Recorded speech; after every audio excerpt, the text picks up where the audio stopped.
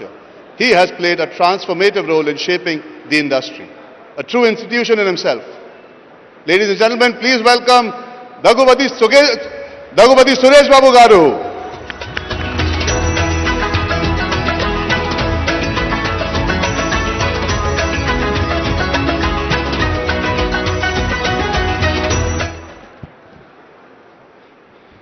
A pioneering producer known for redefining scale and ambition in Telugu cinema with films like Amoru and Arundhati.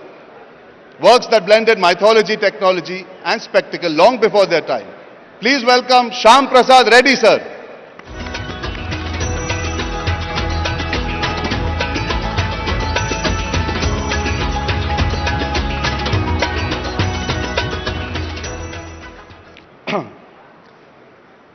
Next up is the celebrated filmmaker whose stories have become part of India's cultural fabric.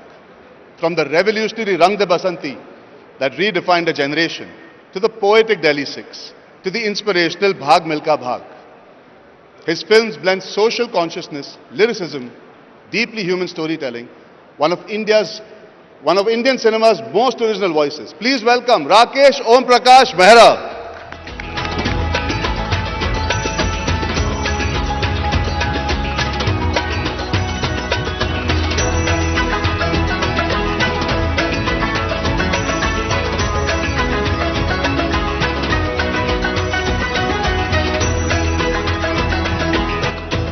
A creative force who has reimagined contemporary Indian storytelling with unmatched finesse.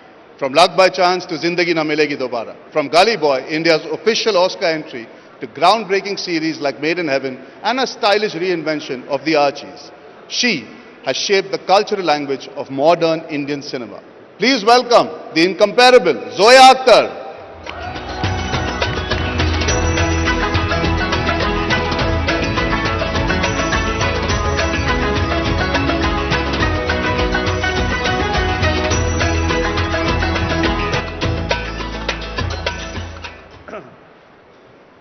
An actor who began her career right here in the Telugu film industry and loved across all other industries. From Bammarelu and Reddy to Janitu Ya Janina to a powerhouse performance in the Marathi hit Ved. She is now a dynamic producer as well, shaping new age Marathi cinema. Please welcome the ever charming and immensely talented Genelia Deshmukh.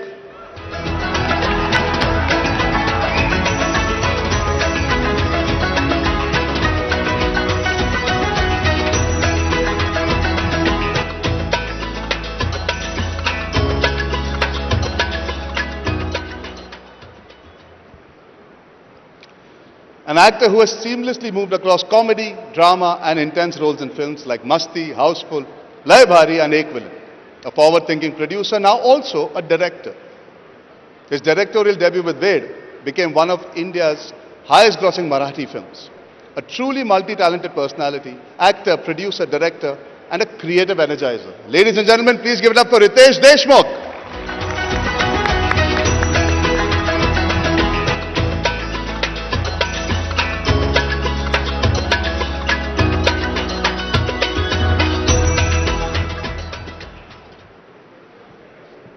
One of Malayalam cinema's most exciting and versatile actors, known for standout performances in various remarkable films. A talent who constantly pushes the boundaries of character-driven storytelling. Please welcome Asif Ali.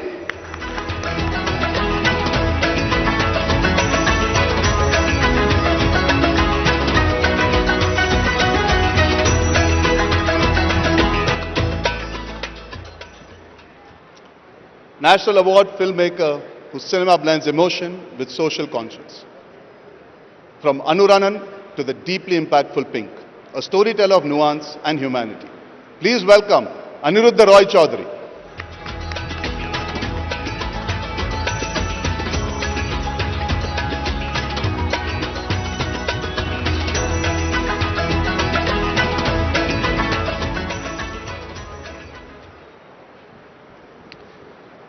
Now that we have a panel here, ladies and gentlemen, it's my honor to invite the Honorable Minister of Cinematography, Telangana Government, Shri Komati Reddy Venkat Reddy on stage to deliver the opening address for this session.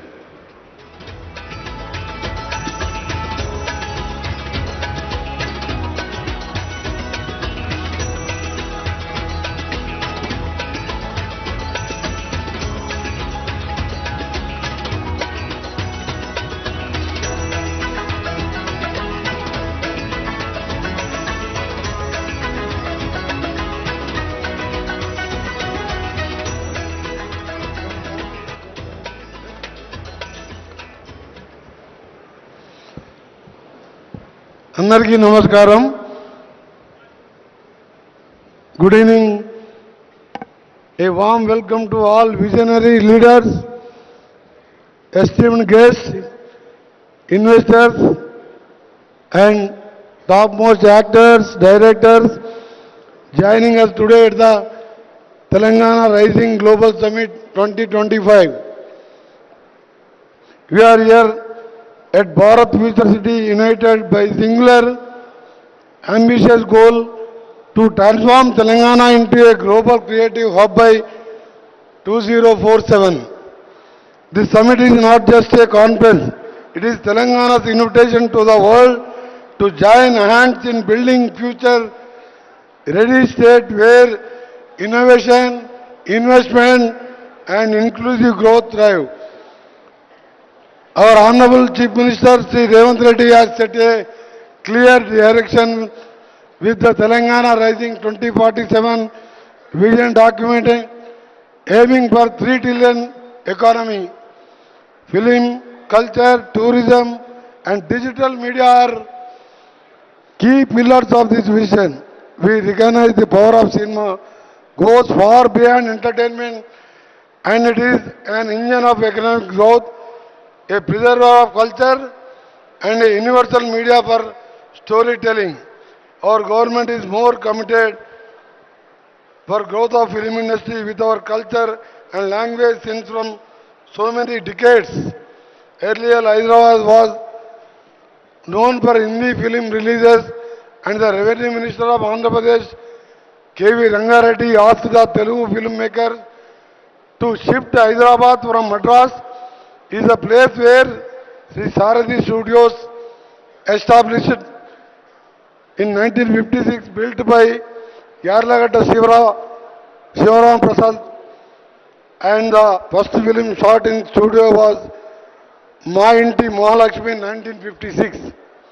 Sri N.T. Ramarao, Sri Akkineni Nageshwarao, the legends of Indian Telugu cinema came forward to establish Ramakrishna Studio and Annapurna Studio in 1976 with the initiation of Congress government for Jalagam Venkalrao Garu and then Chief Minister of Andhra Pradesh.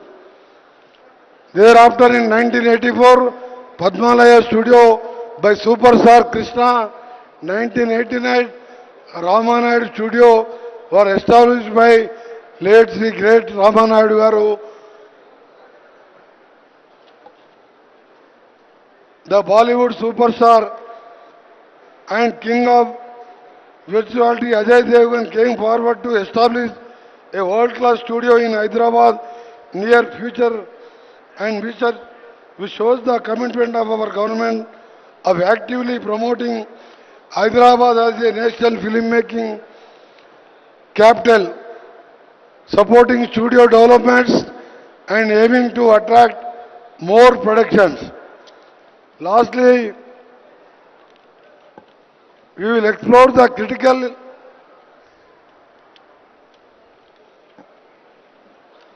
goal of this panel discussion is to listen to the needs of creators, explore local identity as an engine of growth, and then shape of collaborative roadmap between the government, studios, filmmakers. Our panelists today, including legendary Rakesh Om Prakash Mehra, insightful Joa Akhtar, and local giants like Allu Arvind, Suresh Babu Garu, Shyam Prasad Reddy Garu, represented the best film of Indian film industry, and we will explore critical areas that will define our future, including Telangana is opening its doors to your ideas, your technology, and your partnership revolutionary. We are ready to make investment necessary to foster world-class creative ecosystem. Let us define the actionable pathways for skills, inclusion, rural development and technology adoption that will make cinema rising 2047 a reality. Thank you, and I look forward to a dynamic discussion and especially welcoming my favorite heroine Janelia Deshmukh and Ritesh Deshmukh, who is a very familiar in Telugu films. When I am the first time elected, I am in Lok Sabha, I am in Assembly for 30 years continuously, but I never miss the Janelia picture. Is a national actor, national heroine. Thank you for coming to this Hyderabad. I am very happy. I am roads and building, national highways, civil aviation and cinematography minister. I never expected to receive Janelia. Thank you, my sister. Thank you, one and all. Thank you for coming to this global session. Thank you very much. Andarki namaskaram. Jai Hind. Thank you so much, Honorable Minister, sir. Can we request everybody to come forward to take a picture? And also, I would like to invite on stage Mr. Andre Timmins, the head of Wishcraft, to join us for this photo op.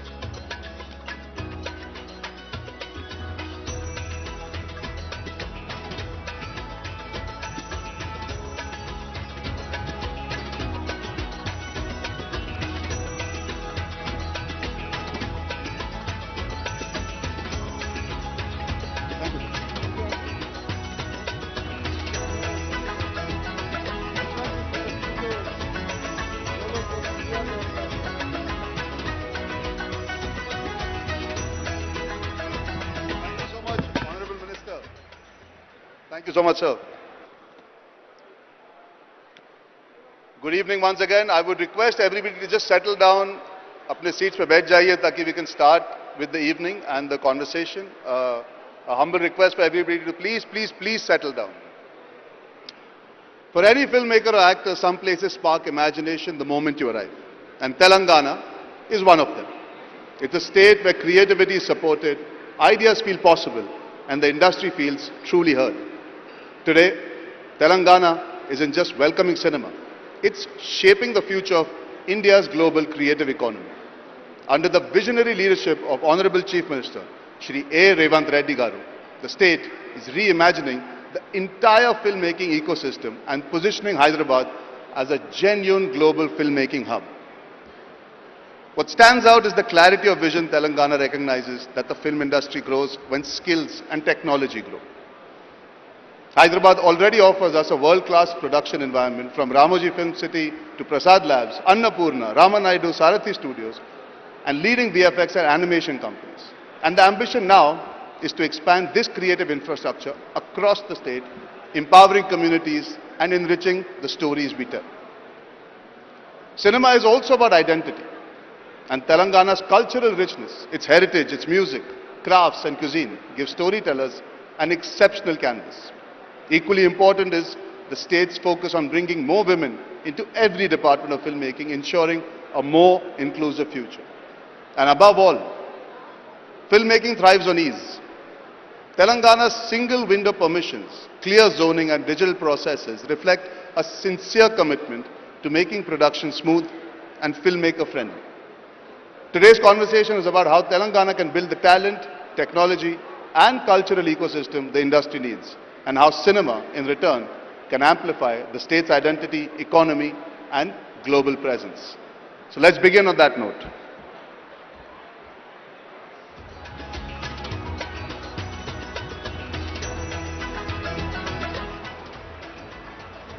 So, ladies and gentlemen, before I start, I have a personal anecdote I would like to share. I've grown up, I think, spending more time in Hyderabad than in Mumbai because my father always shot films here.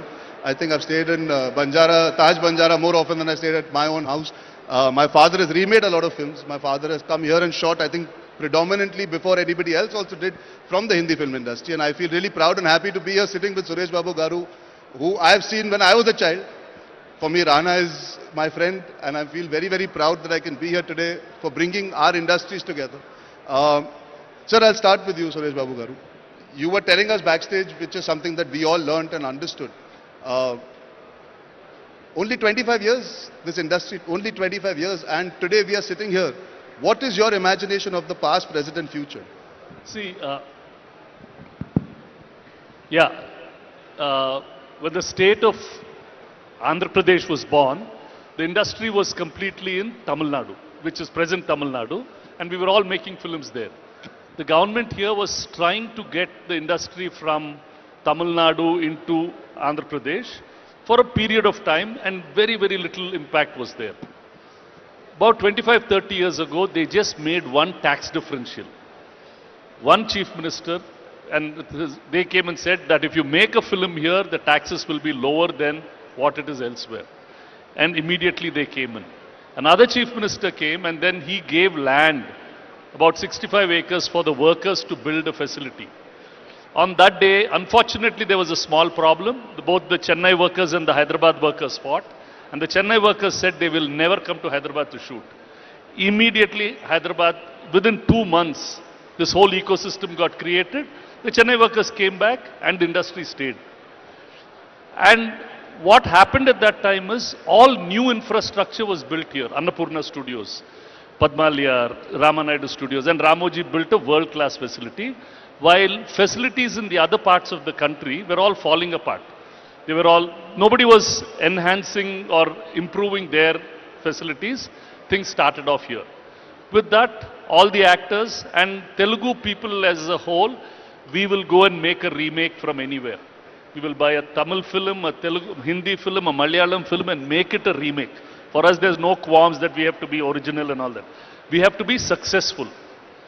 Now, having said that, with that kind of spirit, we have some seriously brilliant filmmakers who've come and made this so-called pan-Indian film, so-called pan, and they're now trying to look and try and make something pan-world. So the thought process is there always to get bigger and better. So how can we now, both as Hyderabad, because it's a very flexible and easy ecosystem, how can we as all filmmakers try and see that we have at least one place in India which becomes the global hub within our country? If all of us can talk on that, what can we do when South Korea can do it for Korea? Why can't we do it for India? Whether we do it in Hyderabad or wherever it is, how do we do it? That would be something that we should look at. Because that's the opportunity which is there. And I remember in that quest for excellence, we will get there sooner or later. Which is what I remember when A.R. Rahman was once recording. I said, why are you taking so long to record? You're recording. He said, no sir, we do things well, but we don't do things with excellence. And he was the first one who just pushed excellence in recording, and he was the first one to get an Oscar for our country. So it's that kind of spirit or that kind of movement if we start in, I think we should be able to deliver. And all of you are making such fabulous material. Like when I was seeing all the films, whether it's Rakesh, Zoya, Aritesh. So I think that's possible. Yes. Speaking of excellence, I think Rakesh sir, I would like to get your opinion. We are sitting here today at the cusp of so many possibilities. But it all starts with what we were speaking backstage about. How do we inculcate this culture? How do we inculcate a creative environment? How do we actually bring about people to start believing that we can prosper by forgetting borders, forgetting language, and actually create? And how a state is thinking that way by saying we do not want to think about creating divide, but actually bringing people together. We are all sitting here today. What do you feel is the first starting point from a creative point of view before we go into the technicalities of what the government can enhance? I think there has to be a creative emotion and energy that comes in for us to actually start believing and working towards it for a plan. Yeah, it's not a very simple question to answer. It's quite complex, and there's no one answer to it. So I would say what happens in the nation reflects the mood of the nation. what's happening in Telangana today is reflecting the mood of this state. When you say we want to go global, it's a global summit. It is not just back-ending and creating facilities, studios and technology. It will also mean a lot of front-ending because we need to then sell. We need point of purchases. How to create future storytellers. I was just speaking with Alu sir and I was trying to propose to him, let's start a school for writing. And I was telling him, after I finish making what's in my hand right now, which are 3-4 films, I want to devote the rest of my life into hanging out with youngsters and the young talent and the next generation, and to understand from them and to cultivate the seed of writing. Once we have very strong writing, see, we are all still enjoying the fruits of what Ved Vyasa wrote in Mahabharata or what Valmiki wrote in Ramayana. We are still, monetizing it in one way or the other. TV, cinema, this, that, movies, adaptation. We need to bring back that. So for me, the writer is the first hero of the film, the first star of the film. Then we start building on other things which are behind the camera and in front of the camera, other skills. But that needs to come, and for that we need a very proud nation. Nation that believes in itself, nation that believes in diversity, nation that believes in coming together. It is a diverse nation. We have a lot of potential, but as long as we come together as, one mutti, not spread out. So there's so much to do, and it's such a humbling experience to come here and share the platform with the stalwarts of Telugu industry who gave birth to, they're the mothers. They went through the labor pain and they delivered. And what a baby they've delivered. Guys, hats off to that. Absolutely. Yeah, I can't hear claps. and there's so much to learn from that. But there's also a lot to learn from the mistakes we have made. And so that we don't repeat them. Because we'll be foolish if we repeat the mistakes we've done earlier. Rest all is rhetoric, I think. We need to follow the visionaries and the leaders, that the footsteps they created. Now we need to create our own paths. Not necessarily just follow them. That will be monkey business. So we all keep talking about Korea. The Korean story is not a story which was just born in Korea. Korea exported its culture slowly and surely and gradually. And once the seed was spread all over the world, they started watering it, they started giving it the right sunlight, the right proteins, vitamins. And one day, boom, it exploded. It didn't happen in that just one moment. It took them number of years. So let's start doing that. It's a lot of hard work. So speaking of stories and speaking of writing, I think we can all say Malayalam cinema right now is leading the way. We have Asif here. Asif, I want to ask you, Telangana is supporting filmmaking for years.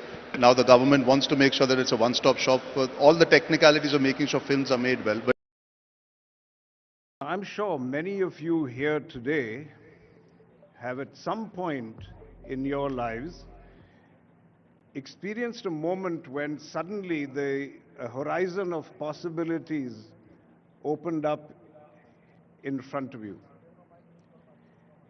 And I believe that nations and states also experience such moments.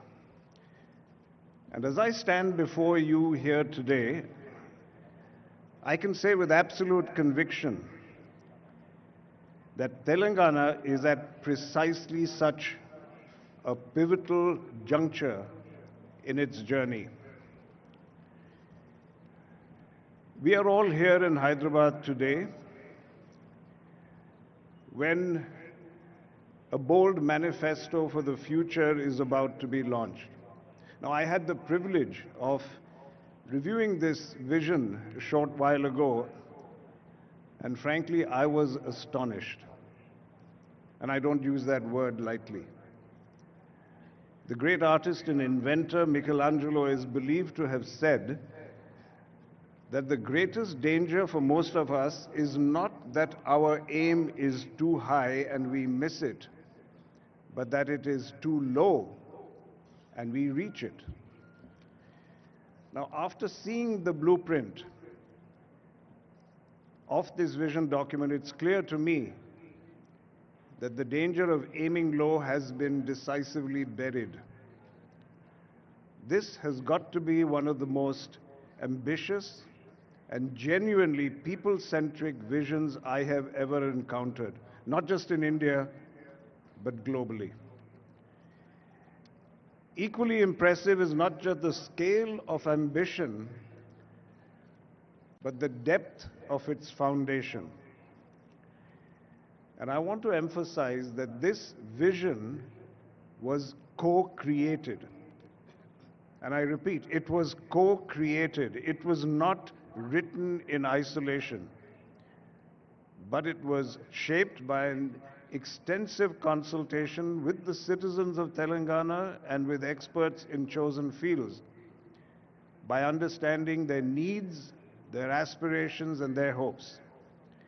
And frankly, this resonated very, very deeply with me, because at our own Mahindra Group, I have often said that vision is not the monopoly of just a leader or of a few people. And history has shown us that dreams which become reality are dreams which are shared, which are co-created. Because when people participate in designing their own future, the odds of success rise dramatically. And going further, when policy is shaped along with purpose, the impact is multiplied. And so I was so pleased to see that this vision, which has youth at its core, women as economic leaders, and sustainability as a non-negotiable foundation, well, that's a powerful embodiment of that purpose and that belief. So I want to compliment you, Chief Minister, and to your entire team for following this very inspiring process. And at Mahindra, frankly, we are very proud to observe this journey, not just to observe it, but actually to be participants in it. One example alone, our women-led battery manufacturing facility in Hyderabad is not just a factory. It is our very own statement of belief in the future that is being built right here.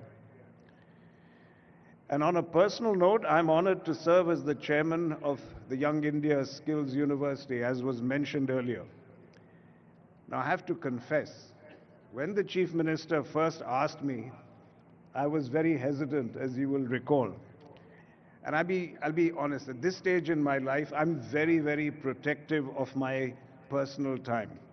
And I had planned really to focus all my energies on Mahindra University, which is right here in Hyderabad, and on other educational initiatives that I had already committed myself to. So I was preparing myself to very politely decline this invitation to the Chief Minister. And to be honest, after spending 4 decades in business, I consider myself a reasonably tough negotiator. But I met my match. The Chief Minister listened, he smiled, and then he presented a case which made it impossible for my conscience to walk away. You clearly are someone who doesn't take no for an answer. The Chief Minister, to be honest, saw that the Young India Skills University was not just about Telangana, but about India's future. That clarity of purpose turned the request into an offer that, frankly, I could not refuse. And since accepting this role, my conviction in this role has only deepened. And let me explain why. We are living through a digital tsunami. artificial intelligence dominates global conversations, and it's often accompanied by fear of what AI and the future will bring. But I want to take a contrarian view. I believe that the more digital the world becomes, the more valuable the human touch will be. As AI inevitably absorbs the repetitive and the routine, value shifts to what machines cannot replace: the skill of the hand, the intuition of the craftsperson, the empathy of the caregiver, and the problem-solving grit of the technician. And just look around at many developed countries today and developed economies. Their challenge is not a lack of capital or technology. It is really the hollowing out of skilled real-world talent. They have a surplus of managers, but they have a shortage of makers. Nations are built not only on the cloud, but firmly on the ground. And happily, Telangana is choosing a different path. Through this Young India Skills University, we are asserting that blue collar is the new gold collar.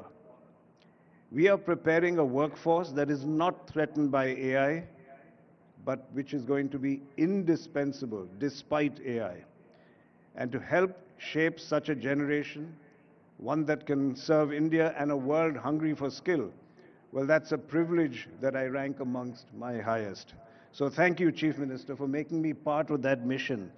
And to the people of Telangana, I must tell you, the Mahendra Group is not going to be a bystander. We will stand with you as you turn this distilled ambition of your people into prosperity. Thank you, and dhanyavadamulu.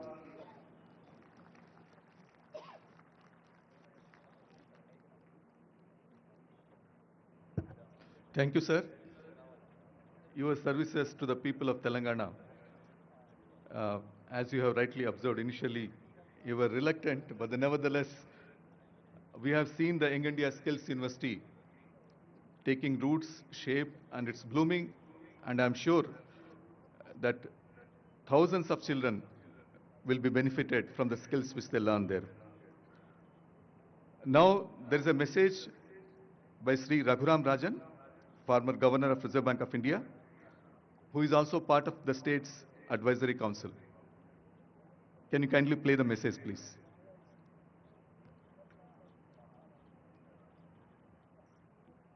Rajan.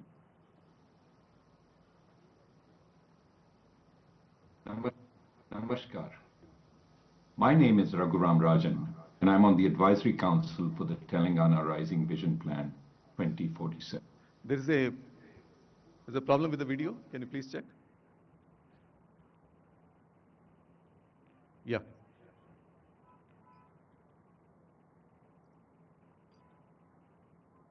Namaskar. My name is Raghuram Rajan, and I'm on the Advisory Council for the Telangana Rising Vision Plan 2047. It is indeed an ambitious plan, as it should be, and it touches every facet of the state and its citizens.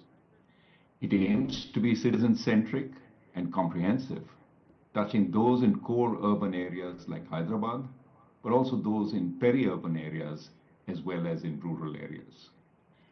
The focus on citizen capabilities like health, education, and skilling is particularly important, for once people have the capabilities, their energy is unleashed, and once unleashed, it is unstoppable. The fundamental economic requirement in India today is jobs, and the plan has a comprehensive vision of where they will come from and how to prepare people for them.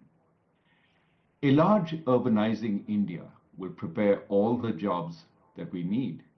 We just need to recognize they will not be in the places other countries have found them, and the vision document understands this. The vision document's emphasis on new technologies that will help make governance more transparent and inclusive, as well as more effective, is very important. For the scale of the plan's ambition requires scarce government personnel and resources to be deployed judiciously and its effects multiplied, and technology will help do this. Similarly, it will require citizens to know what is happening and to be able to react if course correction is needed, once again, a key effect of technology. So the challenges now are three: implementation, feedback, and course correction. Telangana knows where it's going based on a plan drawn up by consulting its citizens. I look forward to the journey. Jai Telangana, Jai Hind. Thank you very much, sir. Now, I'd request Dr. Duvuri Subbarao Garu, former Governor, Reserve Bank of India, to kindly address the gathering.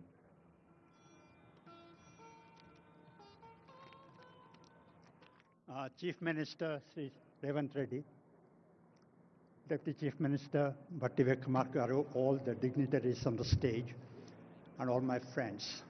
I'm delighted to be here, part of the Telangana Rising celebrations in this future Bharat city. It's an occasion to set goals for the next 2 decades and position Telangana as the #1 state in the country, a very lofty ideal.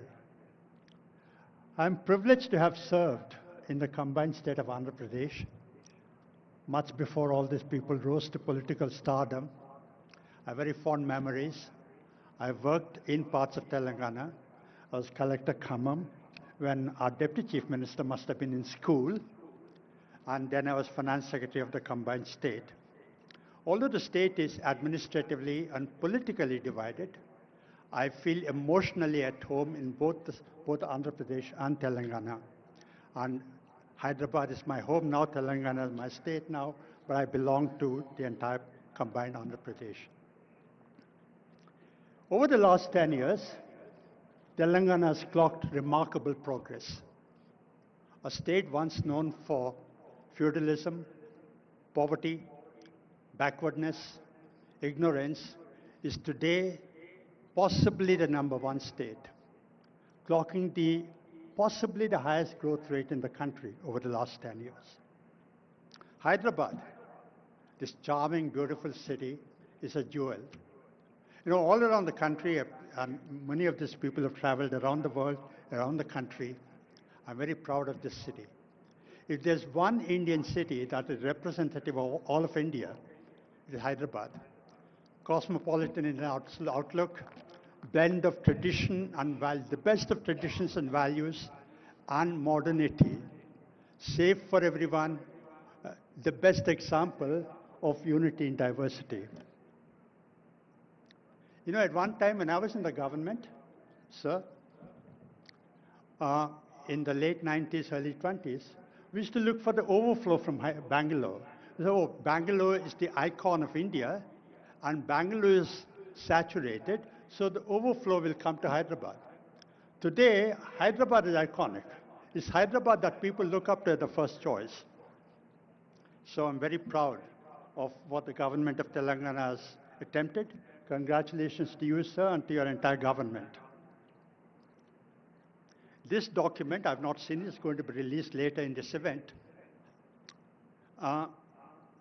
is prepared by the government, working closely with the ISP, with Niti Aayog, I believe with wide-ranging consultations with the stakeholders. And I've not seen the document, but I'm privileged to be part of the advisory committee, and I look forward to studying the document and working with the government on implementing it over the next couple of years.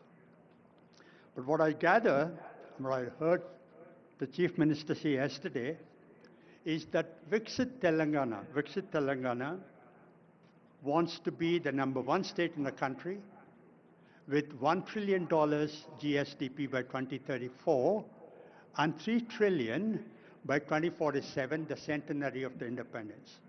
Today, the GSDP of Telangana is about 16.7 trillion rupees, which roughly translates to $250 billion. We are at $250 billion today. We've got to get to 3 trillion in 22 years, which means multiply the GSDP by 15 times. And if you do simple arithmetic, it means that the state has to grow by about 8 to 9%, perhaps even faster.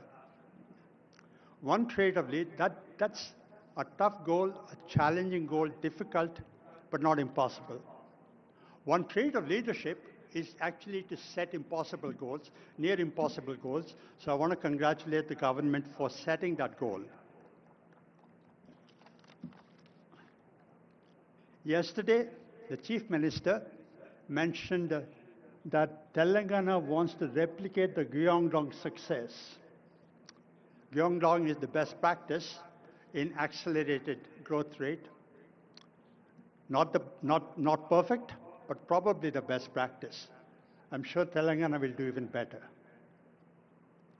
It's presumptuous on my part to lay out the agenda, because the agenda for getting 2047 Telangana is large, complex, and that's going to be in the document. It'll be presumptuous for me to second guess that at the moment. But I want to make a few points at this stage. The first is the state must build on its core competence. Hyderabad is already known for its IT, its pharma, its biotechnology, services. Where I live in KPHB, there is GCCs coming up every day. So I see them, I experience them. But Telangana must expand into manufacturing, agribusiness, and into a variety of sectors to create jobs. The second is infrastructure. Physical infrastructure, digital infrastructure, and social infrastructure. Before we met, you came on the stage, we were talking to the IT Minister, Sridhar Babu Garu, and he was telling us about how Telangana government has aspirations of making Hyderabad the innovation center, AI innovation center for the country. The country looks up to Hyderabad. So that's the second thing you must be focusing on. The third, ease of doing business. You know, we all talk about it, we all know about it. And I'm sure the Chief Minister and his team are experienced. But when we were in the government 20 years ago, when we went around like these people are going around these days, canvassing for investment, you know what entrepreneurs like Sri Anand Mahendra tell chief ministers and ministers? If you want to give us tax concessions, it's okay. If you want to give us utilities at low cost, that's okay. But what we want more than all this is law and order, rule of law, and no interference from your people. So ease of doing business is something that you must be concentrating on. Chief Minister, you said yesterday that you're not competing with the rest of the country, you're competing with globally. You know, actually, I think as the Deputy Chief Minister of Karnataka said yesterday, competing within the country is actually good. Healthy competition among states is good, and you're competing globally, setting yourself an aspiration. Primary education and primary health, I'm sure it's part of the agenda. Politicians don't normally, pardon me for saying this, I'm being a bit blunt, but politicians don't normally concentrate on education and health. The reason is, I'm not blaming anyone, but the reason is democratic compulsions force politicians to have a short-term horizon. Do things that will yield results in the short term. No, they tend to relegate long-term things, because they're things that will generate results much later, because they're not political priority. But they're very, very important, as you must have noticed. You know, Karl Johan Juncker, who was the former Chancellor of the EU, he said, we all know what is the right thing to do. He was a politician. No? He said, we know what's the right thing to do. We don't know how to get re-elected after that. I'm sure that Chief Minister Revanth Reddy and his team are going to find a new model and prove Karl Juncker wrong, that it is possible to do things and get re-elected. Okay? And then I saw in the papers, in the media, pure, rare, inclusive growth. I cannot emphasize this enough. You know, accelerating growth is important. Growth is necessary, but not sufficient.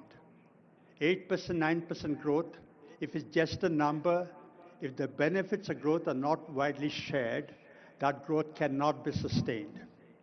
So you must have inclusive growth, which means that the benefits of growth must go to the poorest person in Telangana, to the most farthest point in Telangana. I'm sure the vision document is going to concentrate on that. And skills, of course, it will be presumptuous on my part to talk about skills when Mr. Anand Mahendra is here, but skilling is very important. You know, skilling is a difficult thing to do because it will not be done by the private sector. The government will not do it, is incapable of doing it. So you need public-private partnership, which we're seeing on the stage. Mr. Mahendra sitting next to the Chief Minister, that's exactly the partnership we require for skilling. And, you know, I want to tell a story. When I was appointed governor in 2008, 17 years ago, I was Finance Secretary to Government of India at that time.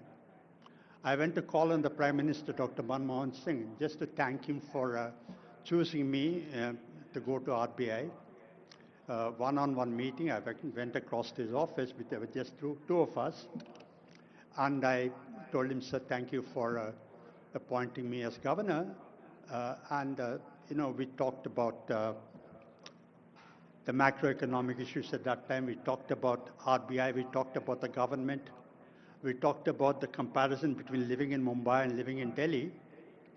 And after about 10 minutes into this conversation, I asked Dr. Manmohan Singh, sir, do you have any advice to give me? A very humble person.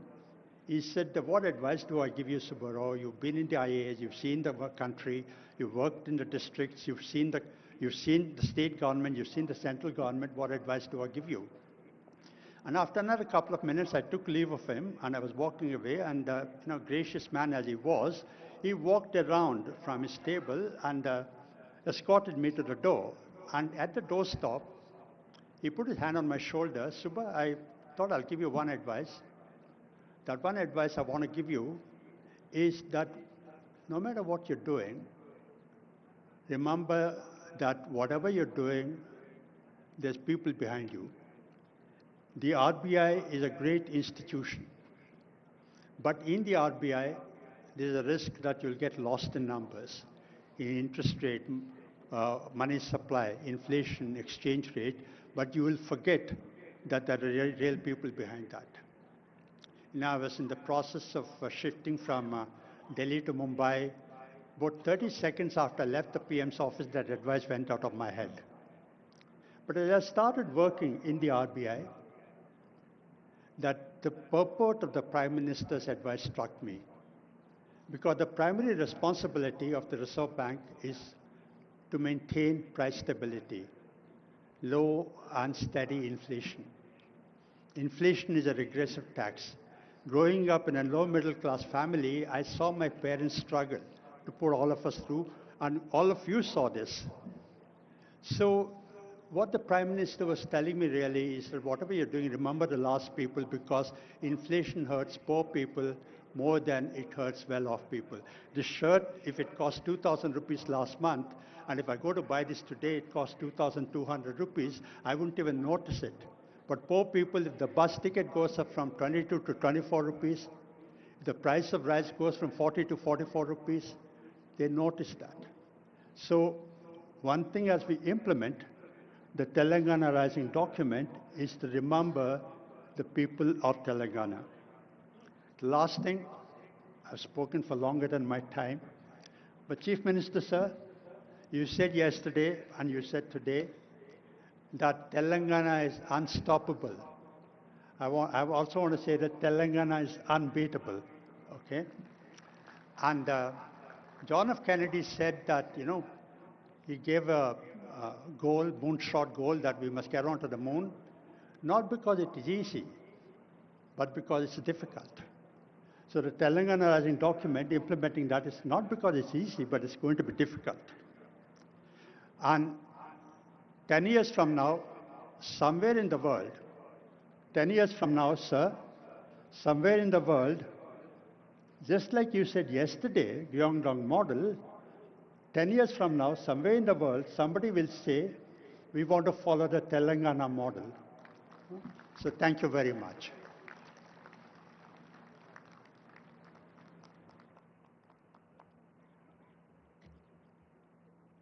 Thank you, sir. As a person who have walked at least part of my path in your footsteps, I am also an IIT Kanpur alumni like you, and then joined the civil services, and I've been finance secretary, blessed to be finance secretary, sir. It was music to my ears, what you are told, sir.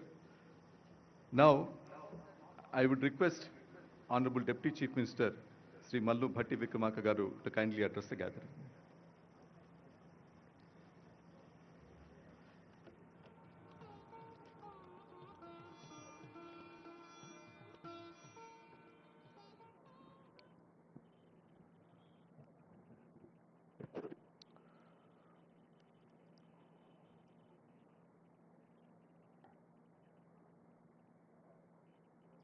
Sri Revanth Reddy Garu, Honorable Chief Minister of Telangana, Sri Suman Berry Garu, Vice Chairperson Niti Ayog, and all the Honorable Cabinet Ministers, legislators, chairmen, and advisors of the government, and Sri Ananda Mahendra Garu, Sri Duvuri Subbarao Garu, Dr. Raghuram Rajan Garu, and Sri K. Ramakrishna Rao Garu, Chief Secretary, Professor Karthik Muralidharan Garu, and Sri Chiranjeevi Garu, Megastar, Shantan Narayan Garu, Chairman CEO Adobe, and all the participants of today's evening Telangana Rising 2047 Vision Document Release Function. Andarki Namaskaram. After a day and a half of the summit, I hope you saw the natural hospitality that Telangana is known for it. Hospitality is indeed our philosophy. Before I go further,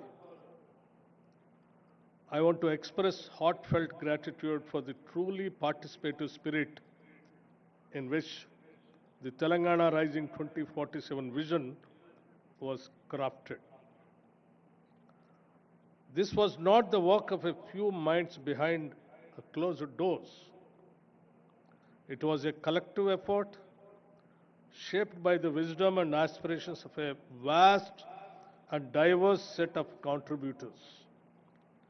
Honorable ministers brought clarity of purpose, civil servants brought insight from the ground, thought leaders and academics lent intellectual depth, and most importantly, lakhs of citizens across Telangana and the country, farmers, youth, entrepreneurs, and everyday workers shared their hopes and ideas for our future.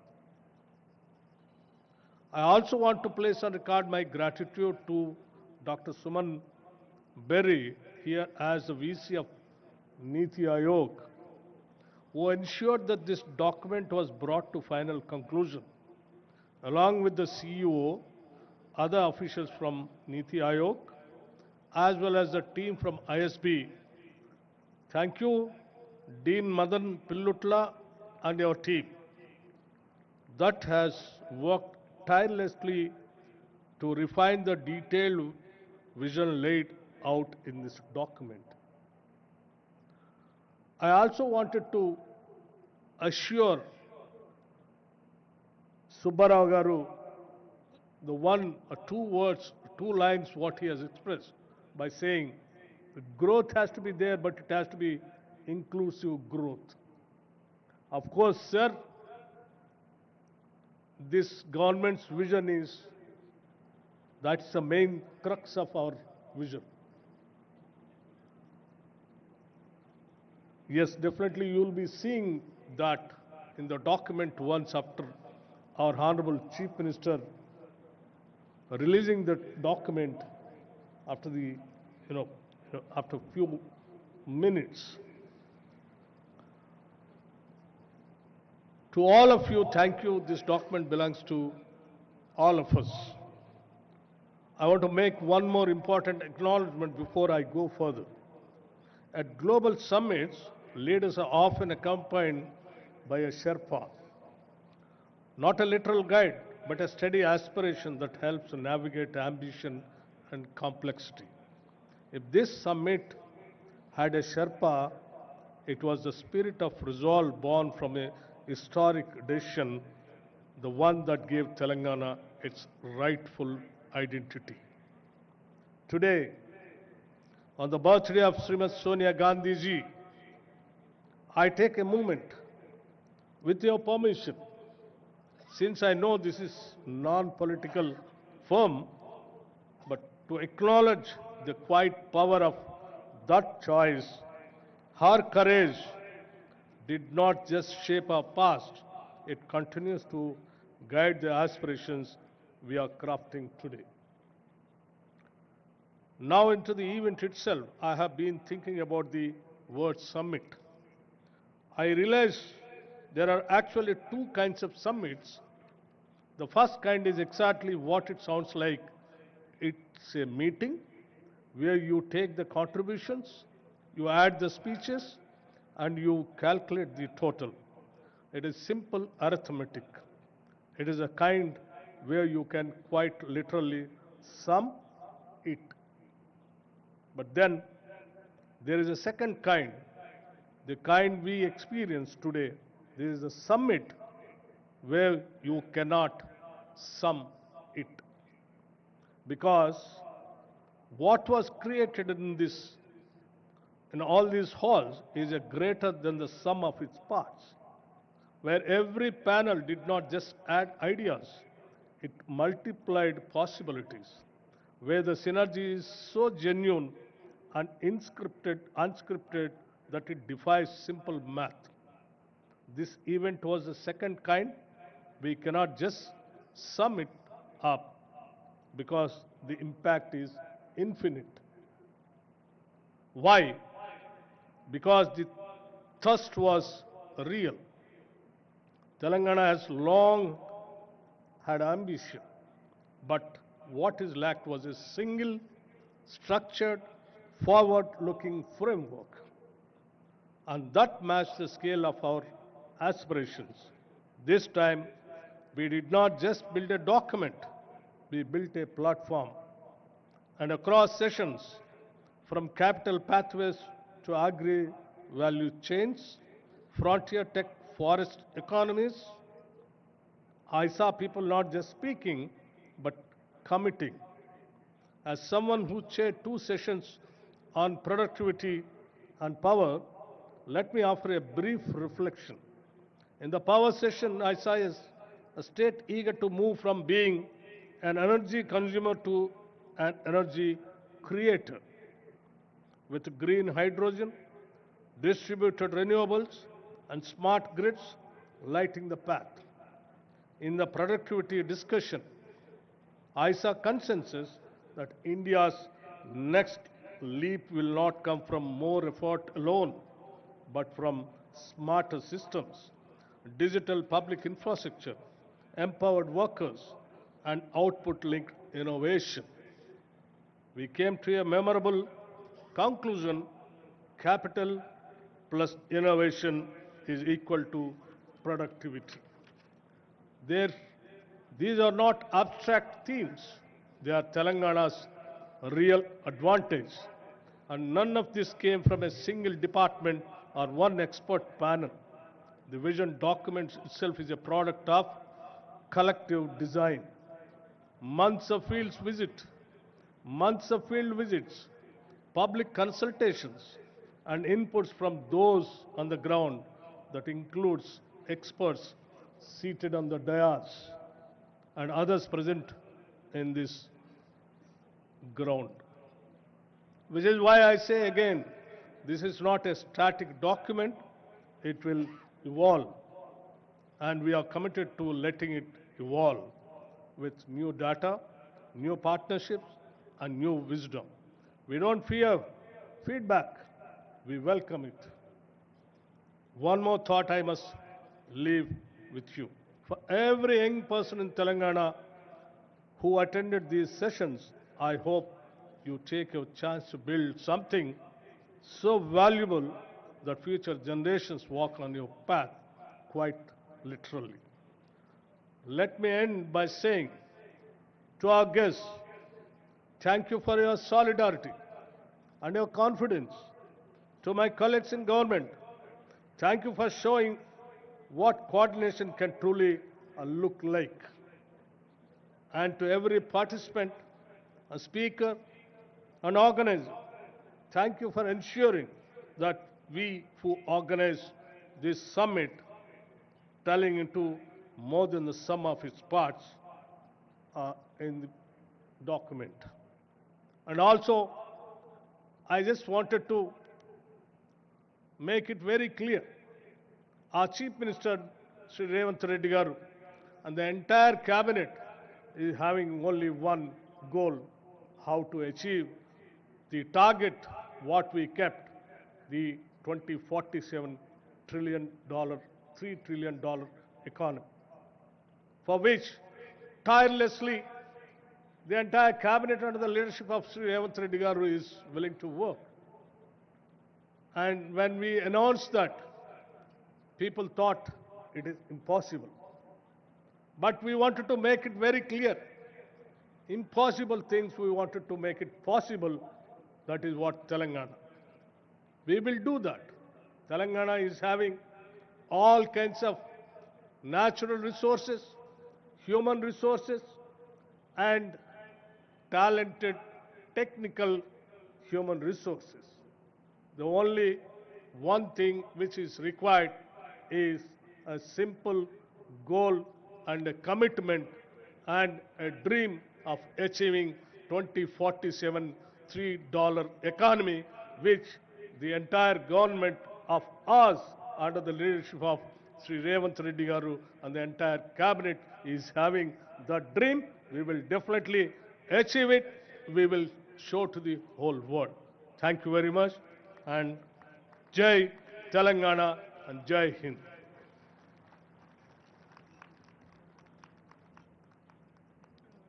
Thank you, Honorable Deputy Chief Minister garu.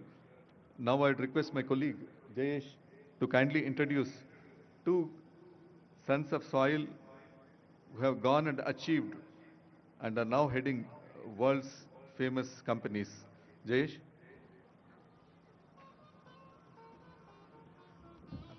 Thank you very much, sir. As Chief Secretary pointed out, there are 4 important poster boys of Hyderabad: Mr. Ajay Banga, Mr. Satya Nadella, Mr. Shantanu Narayan, and Mr. Prem Vatsa. And from 1st January 2026, there will be a 5th one, Mr. Shailesh Jejurkar, who will become the President and CEO of Procter & Gamble. So all these poster boys of Hyderabad still have very high regard for the state, for the city, for Honorable Chief Minister personally. And at our request, 2 of them have decided to come live and interact briefly with us, share their thoughts. So can the setup team please put Mr. Shantanu Narayan and Mr. Prem Vatsa.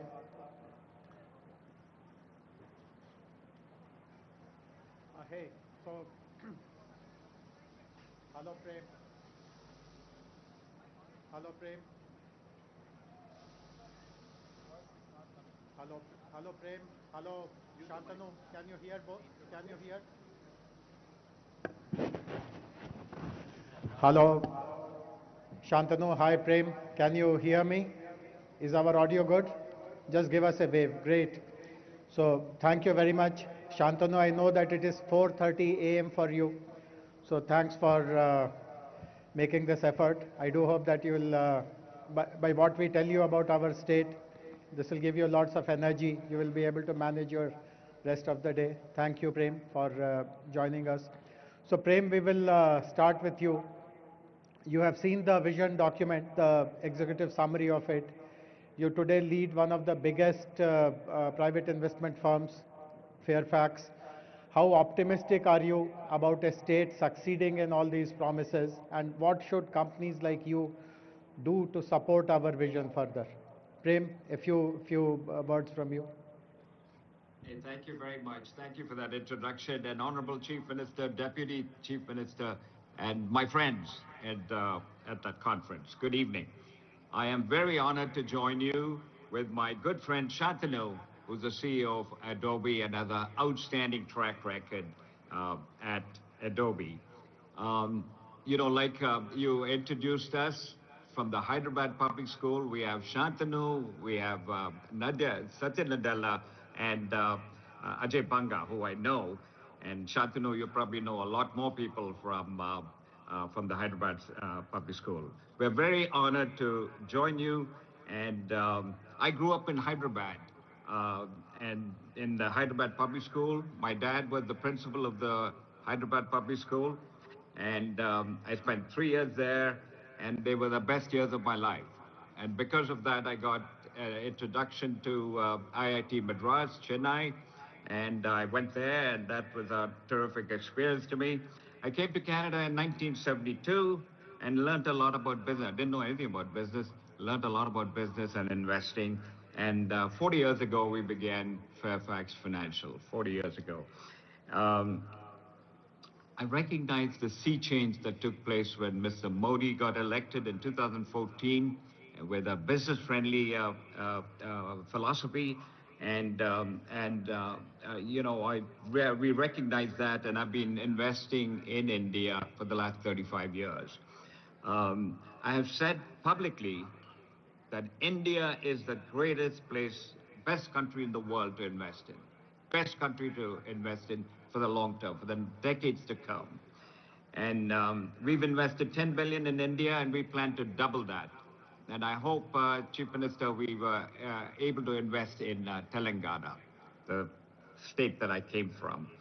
And so it's really inspiring to hear about Telangana rising, 3 trillion economy, 10% of GDP in 2047, very, very inspirational. You wanted to have an investment magnet. You want to attract foreign investment, empower the people, empower the youth, the women, the farmers. Very, very inspirational. I have witnessed in North America, like Shantanu and the others, the power of free enterprise, of business and capitalism. I'm a function of that. Shantanu is a beneficiary of that. There's no limit to economic growth, as many of you have said, in Telangana, if you follow those principles. Very simply, I was in Dubai for our 40th business anniversary of Fairfax Financial. And what a magnificent job they've done in the last 25 years, and I'm sure Telangana will do even better. But the principle that they've had is what is good for the merchant is good for Dubai. What is good for the merchant, what is good for business, is good for Telangana. And that's what you're doing. So the next 22 years, 2047, I pray that Telangana, under your leadership, Honorable Chief Minister, will do exceptionally well, and we will be an inspiration to everyone in India and also the world. So God bless you and the people of Telangana. Thank you very much for inviting me to speak. Thank you. Thank you. Thank you very much, Prem. That was very, very optimistic. Look forward to seeing you sometimes in Hyderabad. Over to you now, Shantanu. You also have a long, long association with Hyderabad. Incidentally, your parents still live here. So please share your thoughts. You are also a member of our advisory council constituted to help us draft the vision document and then in its implementation. So please tell us about your thoughts on this whole exercise of how we have created the vision and how do you see us succeeding it perfectly in this. Thank you, Jayesh, and namaskaram. Let me first start off by thanking the Honorable Chief Minister, Shri Revanth Reddy Garu, as well as the Honorable Deputy Chief Minister, Shri Bhatti Vikram Mallu Garu, for this opportunity to take part in this historic occasion for the launch of the visionary document Telangana Rising 2047. I think the vision aligns very seamlessly with Prime Minister Modi's ambitious goal of Viksit Bharat by 2047, which is a future where India emerges as a global leader in innovation, sustainability, and development. As India's youngest state, Telangana has already proved itself as a trailblazer in governance, in technology, and as numerous folks have mentioned, inclusive growth. I love this aspiration to become a 3 trillion economy by 2047 and contributing 10% to India's GDP. It's not just a bold vision, but I think it's a very achievable vision. And I think the vision will be powered by the people of Telangana, whose aspirations for better education, healthcare, clean environments, and opportunities have shaped this roadmap. I also think that this emphasis on empowering youth, women, and farmers is a testament to the state's commitment to inclusive development. As chair of Adobe, I'm proud to represent a company that shares this commitment to innovation and empowerment. We are trying to change the world through digital experiences at Adobe, and over a third of Adobe's global research and development is happening in India. So we know that Indians today are creating the innovation that is going to democratize creativity and individuals to thrive in this digital economy.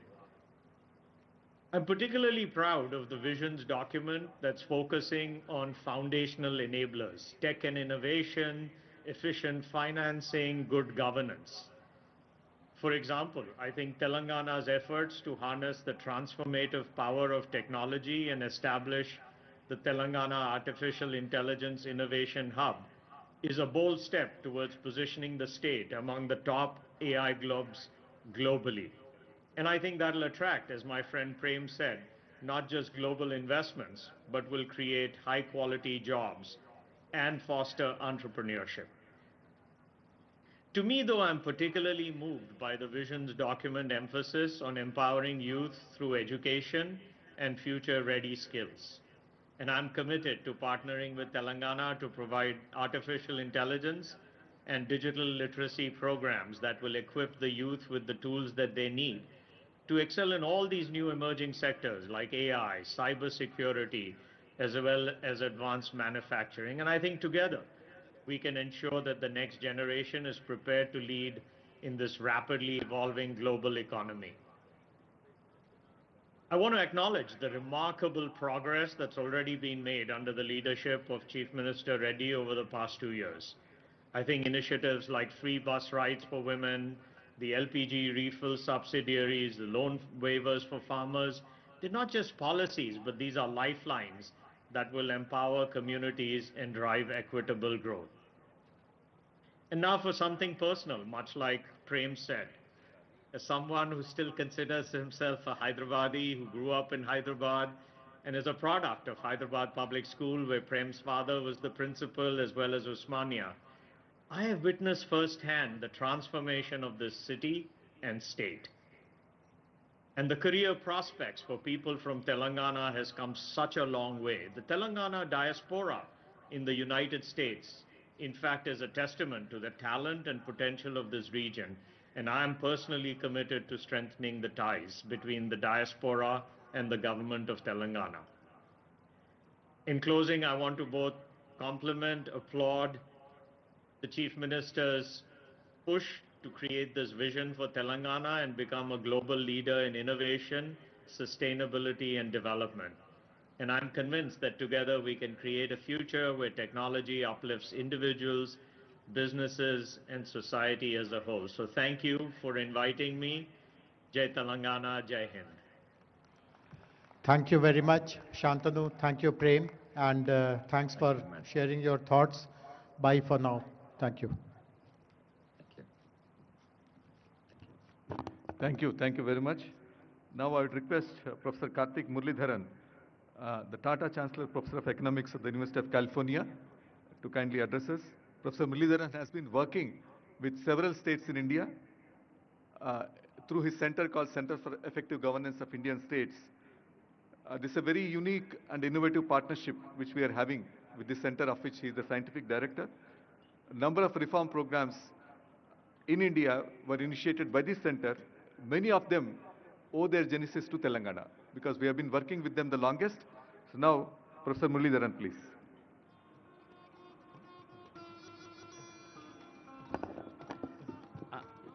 Gaurava Sabhaku, Namaskaramu. I am Honorable Chief Minister, Deputy Chief Minister, dignitaries on the dais. I'm really delighted and honored to be here today. I'm a Tamilian by birth. I grew up in Gujarat, but Telangana and Andhra Pradesh have been my karma bhumi for the last 20 years. I am especially honored to see that the Chief Secretary, Sri Ramakrishna Rao Garu, he was Commissioner School Education in 2004 when I first came to the state. And that is where my journey of work in the state. There is no state in India I know better than Telangana and Andhra Pradesh, whether it's working in education, in welfare over the years. So that is the first connection to Telangana.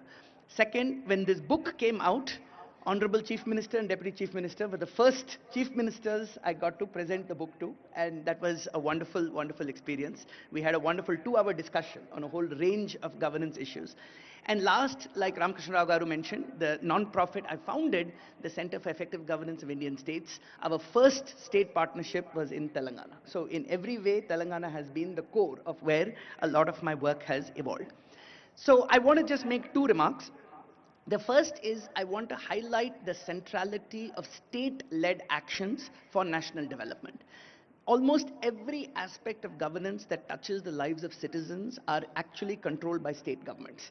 Education, health, land, labor, safety, environment. So government of India can provide guidelines and money, but the actual delivery is all with state governments. So if you look at the variation in outcomes across Indian states, that tells you how much state level leadership matters. Okay, so it is just wonderful to see this energy and this drive to think about a vision for Telangana and therefore set a vision for India itself. And I was particularly pleased to see that the benchmarks are global, because it is not enough to compete just with other states, but by setting global benchmarks, you are both elevating Telangana and elevating all of India. So there are already, like Ramakrishna Rao Garu mentioned, so many examples of initiatives in Telangana that have now been replicated across the country. I just want to mention one, which I played a small part in. And this is what is called the annual KPI survey, where Telangana has become the first state to have annual district level outcomes on every human development indicator, on education, on nutrition, so that we know that we are making progress towards the goals and not just setting goals and not knowing are we making progress. So that data is foundational, and this is now something that is being replicated across many states. So the second thing I want to say is that it is wonderful to set great goals, but getting there requires building more effective public systems. So like we say, you know, a famous politician said, you campaign in poetry, but govern in prose. You aim for the stars, but you walk on the ground. So which means to get there, we need to build better public systems every single day. And one quote I want to highlight, which is there in the last page of my book, which is the best-selling book Atomic Habits by James Clear. It says, whether both successes and failures set grand goals. The difference between success and failure is the systems you build to get to the goals. So he says you don't rise to the level of your goals, you fall to the level of your systems, which means that the goal-setting exercise is wonderful, but it has to be accompanied by the plodding hard work of building better public systems. And that basically means really revamping many aspects of our governance systems, which frankly haven't changed since the 1950s. So in many ways, unless you really improve governance in every single way, you will not be able to deliver those goals. So that means data and data systems and data-driven governance. It means paying attention to public sector human resource management. So the people in the government, whether the recruiting, the training, the skilling, the performance measurement and management, these are going to be the core elements of delivering on this vision. And finally, public finances, right? The scarcest thing the government has is money. Debt is a serious problem. So having certain principles of saying that money will be spent on the basis of both equity and efficiency. So how do you spend your scarce public money well is going to be the most important determinant of whether you are able to deliver this vision and catalyze industry, catalyze academia, catalyze society. So these are all areas that me and my team at CGIS are committed to supporting the state of Telangana on, and we are just grateful to have the opportunity to be part of this journey. So Jai Telangana, Jai Hind.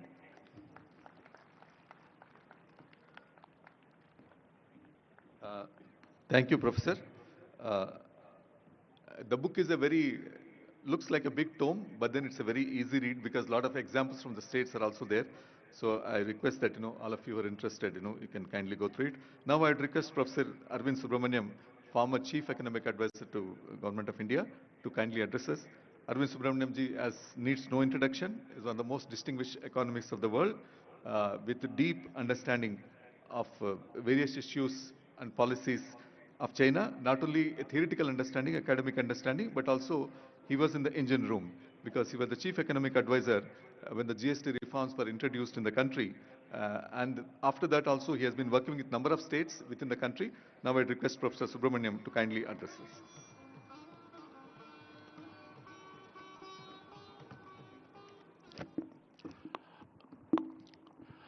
us. Honorable Chief Minister, Honorable Deputy Chief Minister, dignitaries on the dais, and participants in this amazing event, the Telangana Rising Summit.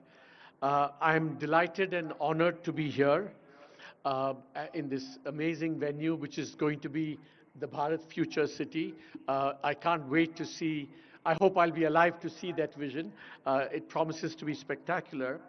I'm also honored to be part of the CM's Council and hope to help assist in the transformation of the Telangana economy. As Karthik said, it's clear that India's future resides more and more in the states because it's the states that control the levers that are going to determine the fate of India's 1.4 billion citizens. So I've just written a book with Devesh Kapoor, and I want to highlight one striking statistic that we found in that book. We all say, why can't India be as dynamic and grow as rapidly as China? But it turns out that 1/3 of India has grown as fast as China and for as long. Just think about that. So we don't have to look elsewhere. We just have to look within. And one of those states happens to be Telangana. If that is the case, the numbers that Dr. Subbarao put out about what the GDP aspiration you have going forward, it doesn't seem that difficult because it seems like you already accomplished that in the last three decades. So it's just a matter of, replicating that over time. Now, Telangana, of course, is on not just the Indian map, but the global map as the cradle of, India's IT revolution. But that's the past. I think when you look at the Telangana Vision document,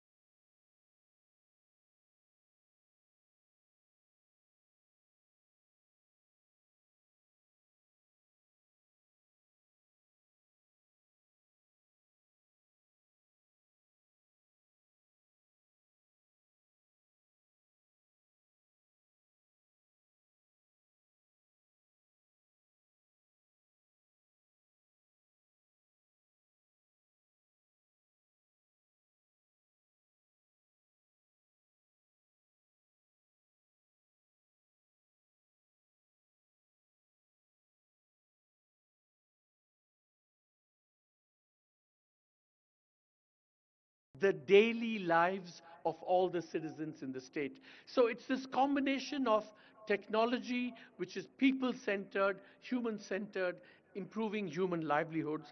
I think that's at the core of this vision document, which I would commend to everyone going forward. I have, I think, said very often that the most important dynamic in India that's going to propel India going forward is competitive federalism, competition between the states, and especially if every state is competing, as the Honorable Chief Minister has said, not just with other Indian states, but internationally as well, this competition dynamic is going to be very, very important. So Telangana is going to be not just a magnet that attracts investment, it's also going to be a model for everyone else, other states, to kind of emulate. So competitive federalism with Telangana in the lead is one desirable dynamic. But I think the other dynamic that is going to be very important in India is not just competitive federalism, but competitive sub-federalism. That not just states competing with each other, but cities competing with each other. And in this regard, I think Hyderabad is turning out to be another model and a magnet. For example, NCR, with all its air quality problems, is forcing exit to other parts of the world. Bengaluru, the IT capital, with its congestion and urban challenges, is again forcing investors to look away, and that's the sense in which Hyderabad can be a magnet and a model going forward. So Telangana and Hyderabad can be the cradles of competitive federalism and competitive sub-federalism. Having said all this, I also want to be a little bit more realistic and offer some gentle advice. I think investor summits are like elections in a democracy. Heady, wonderful, everyone engaged, etc., etc. But we know in a country like India and in democracies like India, all the accountability, the hard work, and the implementation is done between elections, is done between investor summits.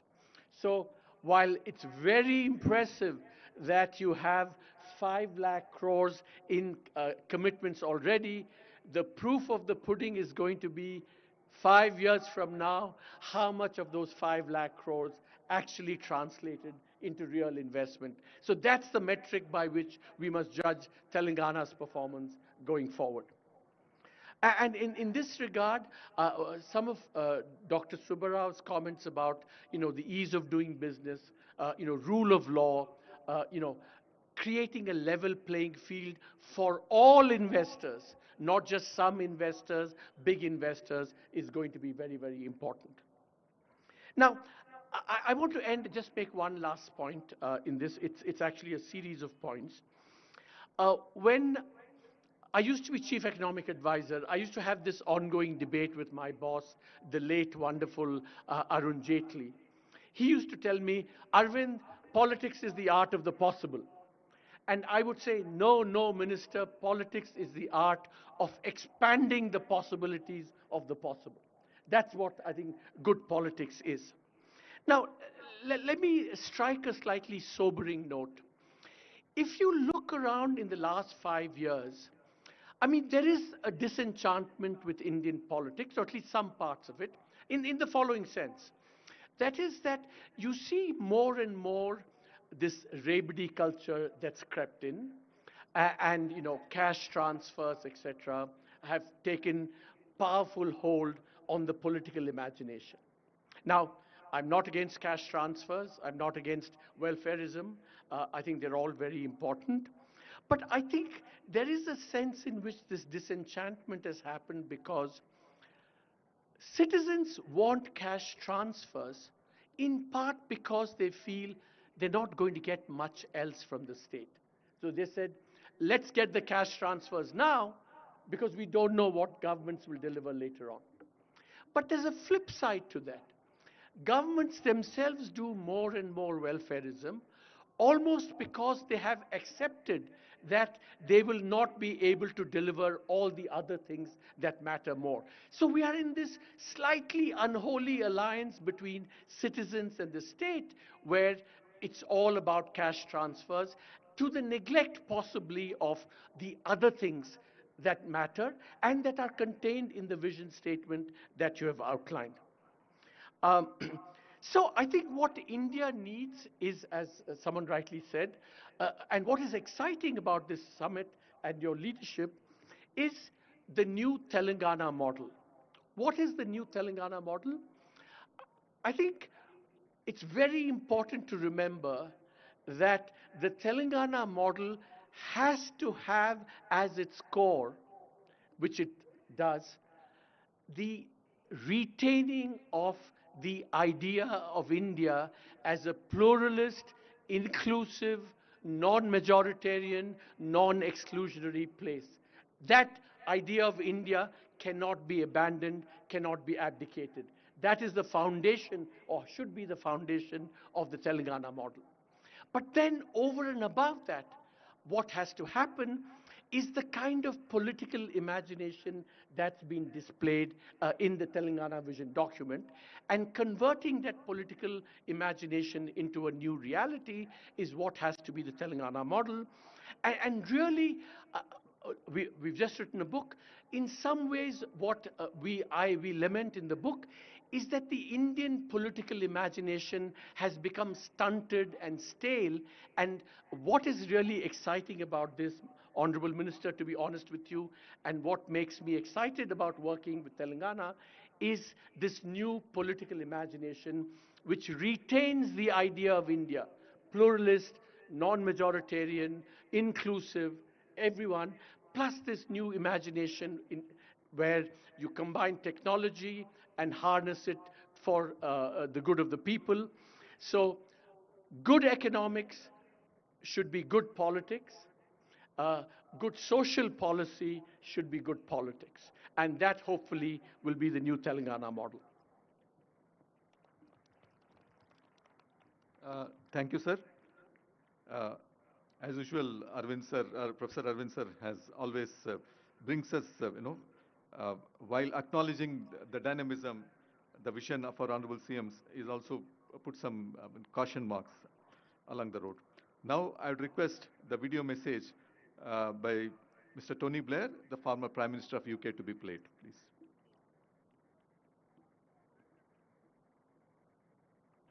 Ladies and gentlemen, Honoured Chief Minister, distinguished leaders, and to the people of Telangana. It's a real privilege to join you today as you celebrate 10 remarkable years since the formation of Telangana, a decade that has transformed not only this state, but the story of modern India itself. In 2014, Telangana began a journey filled with high expectations and even higher aspirations. Today, reflecting on the transformation underway in Hyderabad and throughout the state, the story is not only one of progress, but one of enormous promise for the future. The record speaks for itself. As highlighted in your own growth analysis, the state's GSDP has nearly tripled in a decade. Your per capita income has become one of the highest in the whole of the country. But beyond the statistics lies something far more profound. A region once seen as struggling has reimagined itself as a powerhouse of technology, agriculture, and inclusive growth. You have become, in many ways, a model for other parts of the world. As Telangana marks this milestone year, it does so at a moment when India as a whole is shaping its future, working to build a fully developed and globally leading India by the time the nation marks its centenary of independence in 2047. In many respects, Telangana's own journey of the past decade exemplifies the spirit and momentum of India as a whole, a people with a commitment to prosperity, human development, and also the power of innovation. Your vision, Rising Telangana 2047, aligns powerfully with India's national mission, a vision to become a $1 trillion economy by 2034 and a $3 trillion economy by 2047, a vision to expand education, strengthen health systems, modernize infrastructure, and to unlock opportunity for every citizen. In the years I spent as Prime Minister and beyond, I've always believed that leadership is not only about solving today's problems, it's about preparing your nation for tomorrow's possibilities. And what Telangana is doing today is precisely that, building the foundations of long-term, inclusive, technology-driven growth. In this journey, it's been a privilege for my institute to support governments around the world undergoing similar transformations, from digital governance to economic reform, and from public service delivery to investment acceleration. We have worked with leaders across Africa, Europe, the Middle East, and Asia, helping them craft strategies for rapid and sustainable development.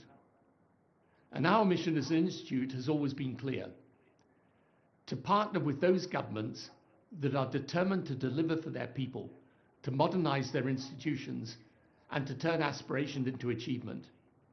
And Telangana's story, this story of resilience, reform, and rising ambition, is exactly the kind of story we champion globally.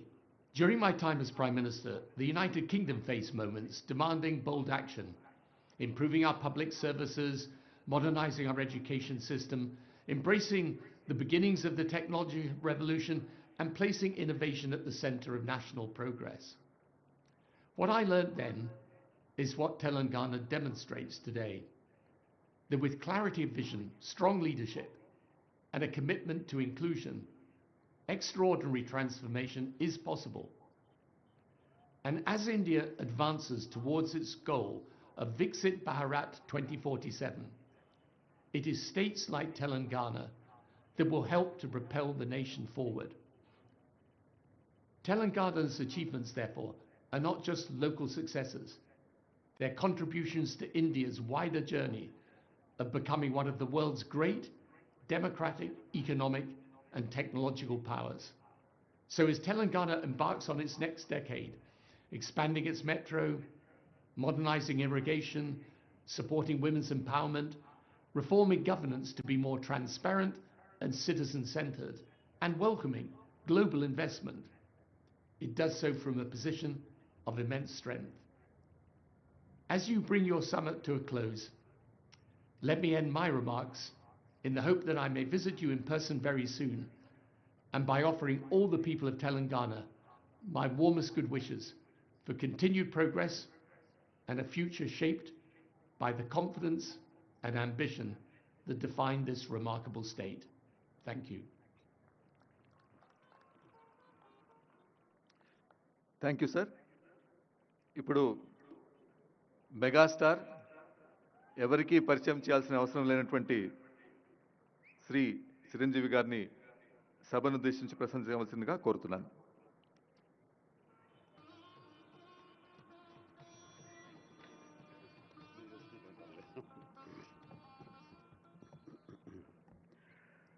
గౌరవ ముఖ్యమంత్రి శ్రీ రేవంత్ రెడ్డి గారికి, గౌరవ ఉప ముఖ్యమంత్రి మిత్రులు, ఆత్మీయులు బట్టి విక్రమార్క గారికి, ఇతర దిగ్గజాలకి, ఆహ్వానితులకు, ప్రతి ఒక్కరికి నా హృదయపూర్వక నమస్కారాలు. తెలుగులో మాట్లాడడం కొంచెం చేంజ్ ఉంది కదా మీ చెవులకి. So let me have the privilege talking our mother tongue. ఇక్కడ మీ అందరికీ అనిపించవచ్చు, ఇక్కడ ఉన్నటువంటి ఆహ్వానితుల్లో చీఫ్ గెస్ట్ ఒక్కొక్కళ్ళు ఒక్కొక్క రంగానికి సంబంధించిన వాళ్ళు, ఫైనాన్స్ రంగానికి సంబంధించిన వాళ్ళు, అలాగే మాజీ గవర్నర్ ఆర్బీఐ సుబ్బారావు గారు, అలాగే ఇతర ఫైనాన్స్ వ్యక్తులు, అలాగే ఆటోమొబైల్ దిగ్గజం మహేందర్ గారు, ఇంతమంది ఉండగా వీళ్ళల్లో చిరంజీవి ఏమిటి సినిమావాడు అనే భావం మీకు ఉండొచ్చు. మీకు కాదు, నాకే ఉంది. అది నేను ఎంతో ఇక్కడ ఫిట్ అవుతాను అని నాకే అనిపించచ్చు. కానీ నా మీద ఎంతో గౌరవంతో ఒక సోదరుడుగా మన ముఖ్యమంత్రి గారు చిరంజీవి రావాలి అని నిన్న మన భట్టి విక్రమార్క గారిని, అలాగే IT and industrial minister Sridhar గారిని నా దగ్గరికి పంపించారు. సరిగ్గా వాళ్ళు వచ్చే సమయానికి ఇది ఏ పొజిషన్లో ఉన్నాను తెలుసా అండి?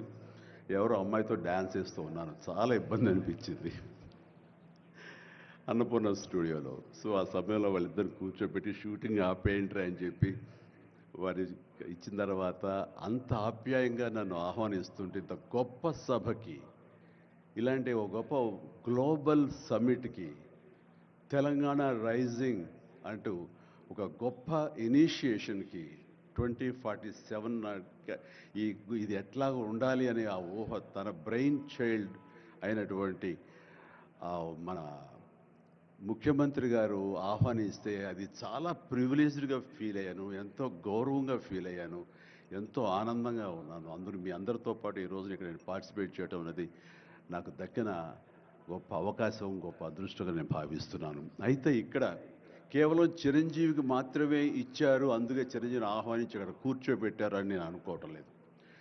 ఇది రేవంత్ రెడ్డి గారికి సినిమా పరిశ్రమ మీద ఉన్నటువంటి గౌరవం, సినిమాల ఇంపాక్ట్ ఈ సొసైటీలో ఎలాగ ఉంటుందో బాగా తెలిసిన వ్యక్తిగా వాళ్ళందరి తరపున ఒక వ్యక్తి ఉండాలి కాబట్టి చిరంజీవిని ఆహ్వానించారని మాత్రమే అనుకుంటున్నాను. ఈ రోజు నేను ఒక చిరంజీవిగా రాలేదు, చిత్ర పరిశ్రమ తరపున ఒక ఏజెంట్గా, వాళ్ళ రిప్రజెంటేటివ్గా నేను ఈ రోజున వచ్చాను, ఇక్కడ ఆహ్వానించబడ్డాను. కాబట్టి దానికి ప్రత్యేకించి పరిశ్రమ తరపున శ్రీ రేవంత్ రెడ్డి గారికి మనస్ఫూర్తిగా నా హృదయపూర్వక ధన్యవాదాలు తెలియజేస్తున్నాను. సార్, మీకు గుర్తుంటే మీరు ప్రభుత్వం ఏర్పాటు చేసిన కొత్తల్లో మొదటి వారంలోనే ఎప్పుడో నేను మిమ్మల్ని అభినందించడానికి నేను వచ్చినప్పుడు మీరు నాతో అన్న మొట్టమొదటి మాట, ఈ హైదరాబాద్ని ఫిలిం హబ్గా చేయాలి, అదేదో ఒక తెలుగు ఇండస్ట్రీ వరకో లేకపోతే సౌత్ ఇండియన్ ఫిలిం ఇండస్ట్రీ వరకో లేకపోతే భారతీయ వరకో కాదు, గ్లోబల్ మనకి ఏమి తక్కువ అని, ఇక్కడ ఏ వనరులు తక్కువ అని చెప్పేసి, ఏ ఎంకరేజ్మెంట్ తక్కువ అని చెప్పేసి మనం ఎందుకు చేయలేకపోతున్నాం, ఎందుకు కొన్ని తెలుగు ఫిలిమ్స్ ఒక లాంగ్వేజ్కే మనం కన్ఫైన్డ్ అయ్యాం. కాబట్టి నా ఉద్దేశంలో ఇది గ్లోబల్గా అన్ని రకాల ఇండస్ట్రీస్, ఇతర లాంగ్వేజ్ నుంచి సినిమా వాళ్ళు ఇక్కడ రావాలి, ఇక్కడ షూటింగ్ చేసుకోవాలి, అది నా ధ్యేయం అని అన్నప్పుడు చాలా ధైర్యంగా మాట్లాడుతున్నారు. చాలా అది నిజం కుదురుతుందా? ఎక్కడి నుంచో ఇతర దేశాల నుంచి వచ్చి ఇక్కడ షూటింగ్ చేయటం అన్నది, నేను మినిస్టర్గా, నేను టూరిజం మినిస్టర్గా ఉన్నప్పుడు ఫిలిం టూరిజంగా ఇక్కడ ఎంతోమంది ఆహ్వానించడానికి ఎంతో శ్రమ పడ్డాం, ఎంతో కష్టించాం. కానీ ఇక్కడ ఉన్నటువంటి అట్మాస్ఫియర్ కానీ ఎంకరేజ్మెంట్ కానీ ఆయా గవర్నమెంట్లు అంత లేకుండా ఉండటంతో అది అంత పూర్తిగా సఫలీకృతం కాలేకపోయాం. ఆ ఉద్దేశంతో నేను ఎంతో కొంచెం స్కెప్టికల్గానే ఉన్నాను, ఎంతవరకు కుదురుతుంది, ఈయన డ్రీమ్ సక్సెస్ చేయగలరా అని అనుకుంటూ, మీరు ఏమైనా చేయండి, మీ గైడెన్స్ ఇవ్వండి, మీరు ఏం చెప్తే దాన్ని ఫాలో అవడానికి మేమందరం రెడీగా ఉన్నామని ఒక మాట ఇచ్చి మాత్రం అన్నాను. కానీ విత్ ఇన్ నో టైం ఇంత పెద్ద ఎత్తున ఈయన అన్ని రకాల సెక్టార్స్ వాళ్ళని ఇన్వైట్ చేసి గ్లోబల్గా అందరినీ వెల్కమ్ చేసి ఈ రోజున అందులో ఒక పార్ట్గా సినిమాలను కూడా ఆయన వెల్కమ్ చేస్తున్నారంటే కనుక అది హ్యాట్స్ ఆఫ్. అది ఆయన ఒక్కరి వల్లే అయ్యింది అన్నట్టుగా కాకుండా అన్నది సాధ్యం చేసేలాగా ప్రాక్టికల్గా ఈ రోజున మనందరం చూస్తున్నాము. ఇది చాలు, డెఫినెట్గా ఆయన అనుకున్నది సాధిస్తారనే ప్రగాఢమైన నమ్మకం నాకు ఏర్పడింది. ఎందుకంటే ఆయన అన్నది హైదరాబాద్ అనేది సెంట్రల్ లొకేటెడ్ మన కంట్రీలో. ఏ ఇతర ఇంపార్టెంట్ సిటీస్కి వెళ్ళాలని సరే 1 అవర్ డిస్టెన్స్లోనే ఉంది. మేబీ ఢిల్లీ ఇంకొక 1 అవర్ పడుతుందేమో తప్ప. అండ్ ఇక్కడ లేని లొకేషన్స్ ఎక్కడ లేవు, ఎక్కడ లేకుండా పోలేదు. మనకు మంచు కొండలు ఉన్నాయి, థార్ డెజర్ట్స్ ఉన్నాయి, అడవులు ఉన్నాయి, వర్షాలు పడేవి ఉన్నాయి, లాంగెస్ట్ బీచ్లు మనకు ఉన్నాయి. ఏమి తక్కువ, ఏ లొకేషన్స్ తక్కువ, ఏ వనరులు తక్కువ. ఇక్కడ పని చేయడానికి వాళ్ళకి స్కిల్ డెవలప్మెంట్ చేయగలిగితే కనుక పని చేయడానికి ఎంతోమంది ముందుకు వచ్చి సినిమా పరిశ్రమ ద్వారా ఉపయోగపడి వాళ్ళ కుటుంబాలకు వాళ్ళు ఉపయోగించుకుంటారు. ఇది ఆ పొటెన్షియల్ పూర్తిగా ట్యాప్ చేయలేదు అన్న మాట వాస్తవం. వారు అది నేను అంగీకరిస్తూ మా సలహాల కోసంగా ఆయన కొన్ని సెమినార్లు ఫ్యూచర్లో నడిపిస్తామన్నారు. ఇప్పుడు కూడా అలాంటి చిన్న సెమినార్లు మా పెద్దల మధ్య, సినిమా పెద్దల మధ్య జరిగింది. అయితే ఇది కాంప్రహెన్సివ్గా కన్సాలిడేట్గా జరిగేలాగా విత్ ఇన్ షార్ట్ టైం మేము అందరూ కూడా ముందుకు వస్తాము.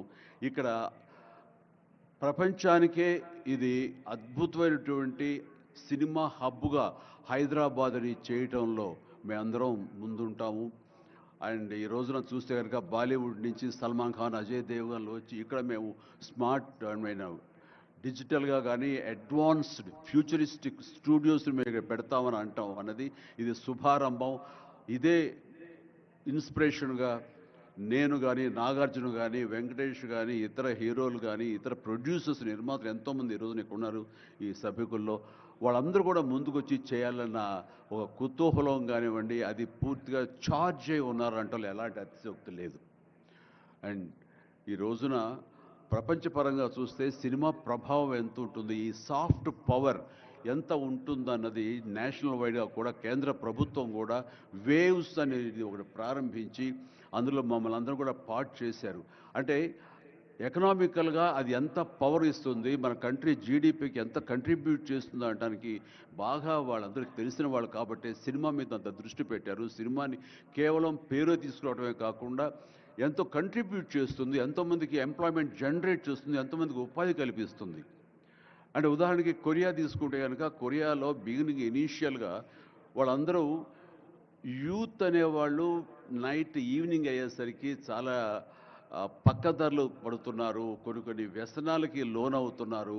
ఆ రకంగా యూత్ నిర్వీర్యమైపోతుంది. ఏం చేయాలంటాం వాళ్ళందరూ కలిపి వీళ్ళని ఎంటర్టైన్మెంట్ వైపు కనుక మనం డైవర్ట్ చేయగలిగితే, be it is music, be it is singing or films, ఇంకోటి ఇవన్నీ ఎంటర్టైన్మెంట్గా చేయగలిగితే కనుక వాళ్ళు ఆక్యుపై అయి ఉంటారు. తద్వారా వాళ్ళు programmes ఇవ్వగలుగుతుంటారు.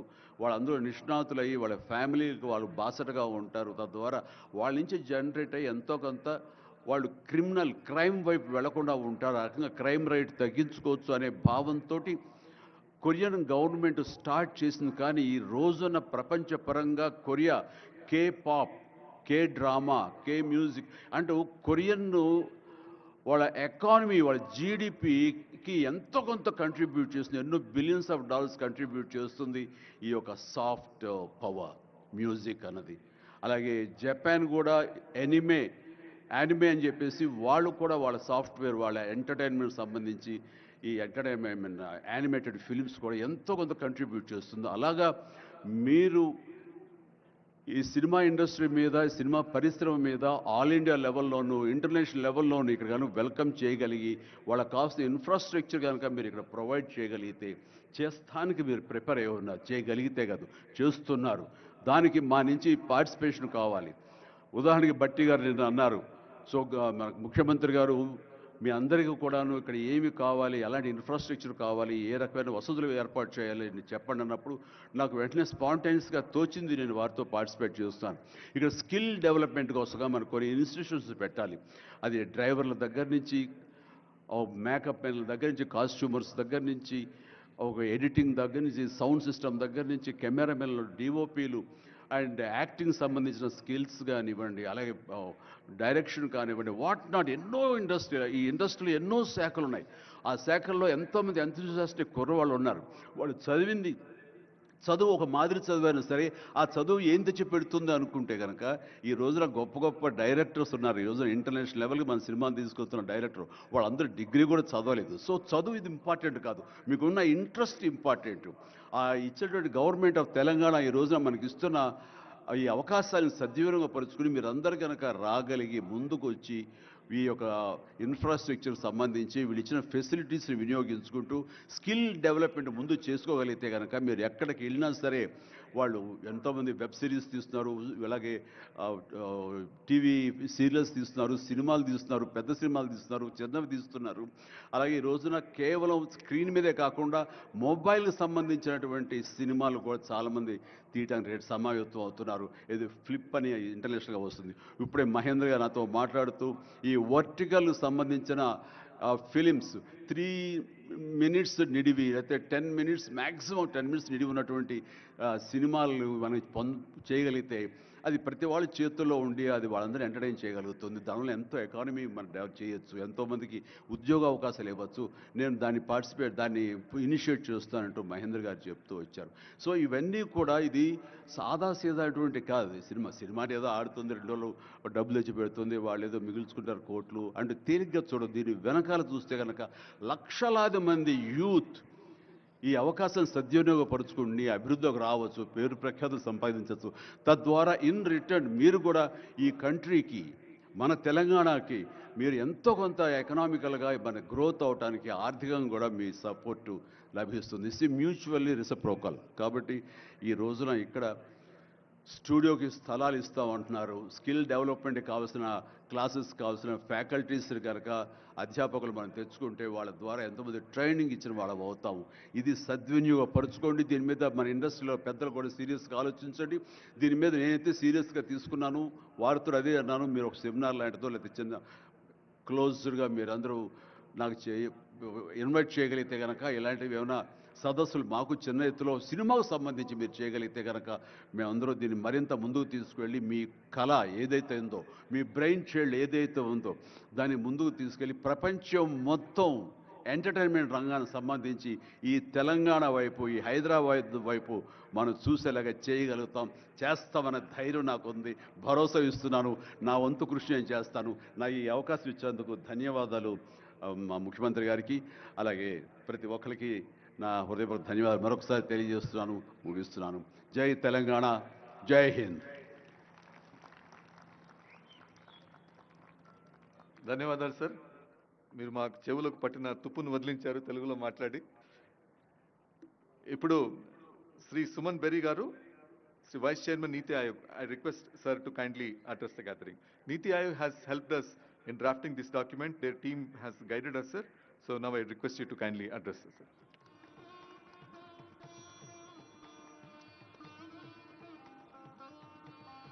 Thank you, Chief Secretary, Honorable Chief Minister, Deputy Chief Minister. First, it's not easy to follow perhaps the most charismatic actor in India, but I'll do my best. Sir, you are a member of my governing council, and the fact that you have requested me to be present here is a deep honor for me. It is also a reality that I had the privilege of calling on you and the Deputy Chief Minister soon after you took over, and I can see that you've been busy in the intervening time. So with your permission, I'll first look back in order to look forward. Look back to the year of 2006, which is just about a quarter of a century ago, which was a visit to Hyderabad when the Asian Development Bank had its annual meeting in the new conference center. And there was a somewhat optimistic sign then that pointed to something called high-tech city, and there was nothing there. And there is something there, and my God, is there something there. So, you know, for people of the city, for people of the state, to believe in dreams, I think is entirely legitimate. But it is also, 2006, there was another annual meeting that took place, the annual meeting of the World Bank and IMF in Singapore, where indeed Raghuram Rajan, who've addressed us this evening, had just recently joined as the chief economist of the IMF.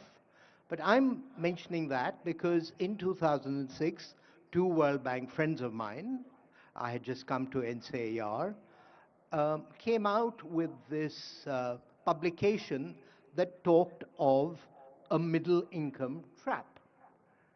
Now, there's a lot of controversy about whether there is such a thing as a middle income trap or not, but one of those authors is now the chief economist of the World Bank, and he's come out with a World Development Report on the middle income trap.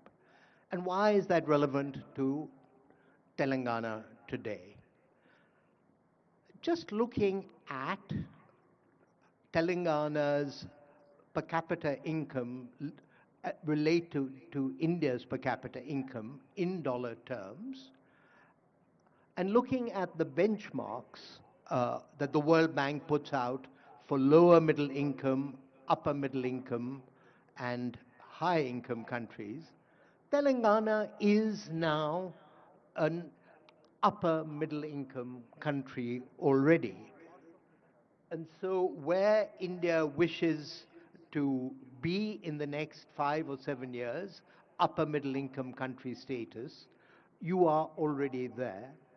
And the point there, Honorable Chief Minister and Deputy Chief Minister, is that the issues that my friends raised with respect to the middle income trap start to apply. The old model of development may not work when you are in this zone, and things like creativity, innovation, entrepreneurship, all of these become more as important or more important than investment. And so I think the fact that you have set yourself these high standards to be global is entirely appropriate, but the journey ahead is likely to be quite different from the journey that has brought Telangana to where it is at the moment. I also had 4 years of being the chief economist of Royal Dutch Shell, located in Europe, and that made me appreciate India's federal reality, which is that each state is very distinctive. And as I think about what's distinctive about Telangana, I think it is its human resources, but in a somewhat unusual respect. I tend to think of the Telugus, and of course you share that with Andhra, as the Irish of India, people who are risk-loving, people who are entrepreneurial, and so I think that that is amongst, above all else, the resource that you have to work with and to liberate. I would also say, and I'm picking up on the point that Arvind Subramaniam made, is that a focus on productivity it has to be paramount, because you can only be competitive if you're productive, and therefore to focus on ease of doing business that Dr. Subbarao mentioned, the deregulation or appropriate regulation. All of these things are going to be as important as bricks and mortar in the journey ahead. Let me finally make a point about your role and the role of political leadership. There is an academic by the name of Phelps at Columbia who talks about mass flourishing. And Honorable Prime Minister also very much believes that what will make India Viksit is self-confidence of the people and a belief that they can shape their own future. And so, Chief Minister, it is your role and the role of Sri Chiranjeevi to sell dreams to the young people of Telangana, to all of citizens of Telangana. So Niti has helped you articulate a vision, but for this vision to become a part of the software of the minds of citizens of Telangana, that's a job for you and the Deputy Chief Minister, and I wish you luck, and Niti is there to work with you as you wish. Thank you. Thank you sir. ఇప్పుడు అందరూ వేచి చూస్తున్నటువంటి సమయం ఆసన్నమైంది. గౌరవనీయులు రాష్ట్ర ముఖ్యమంత్రి వర్యులు శ్రీ రేవంత్ రెడ్డి గారిని సభనుద్దేశించి ప్రసంగించవలసిందిగా కోరుతున్నాను.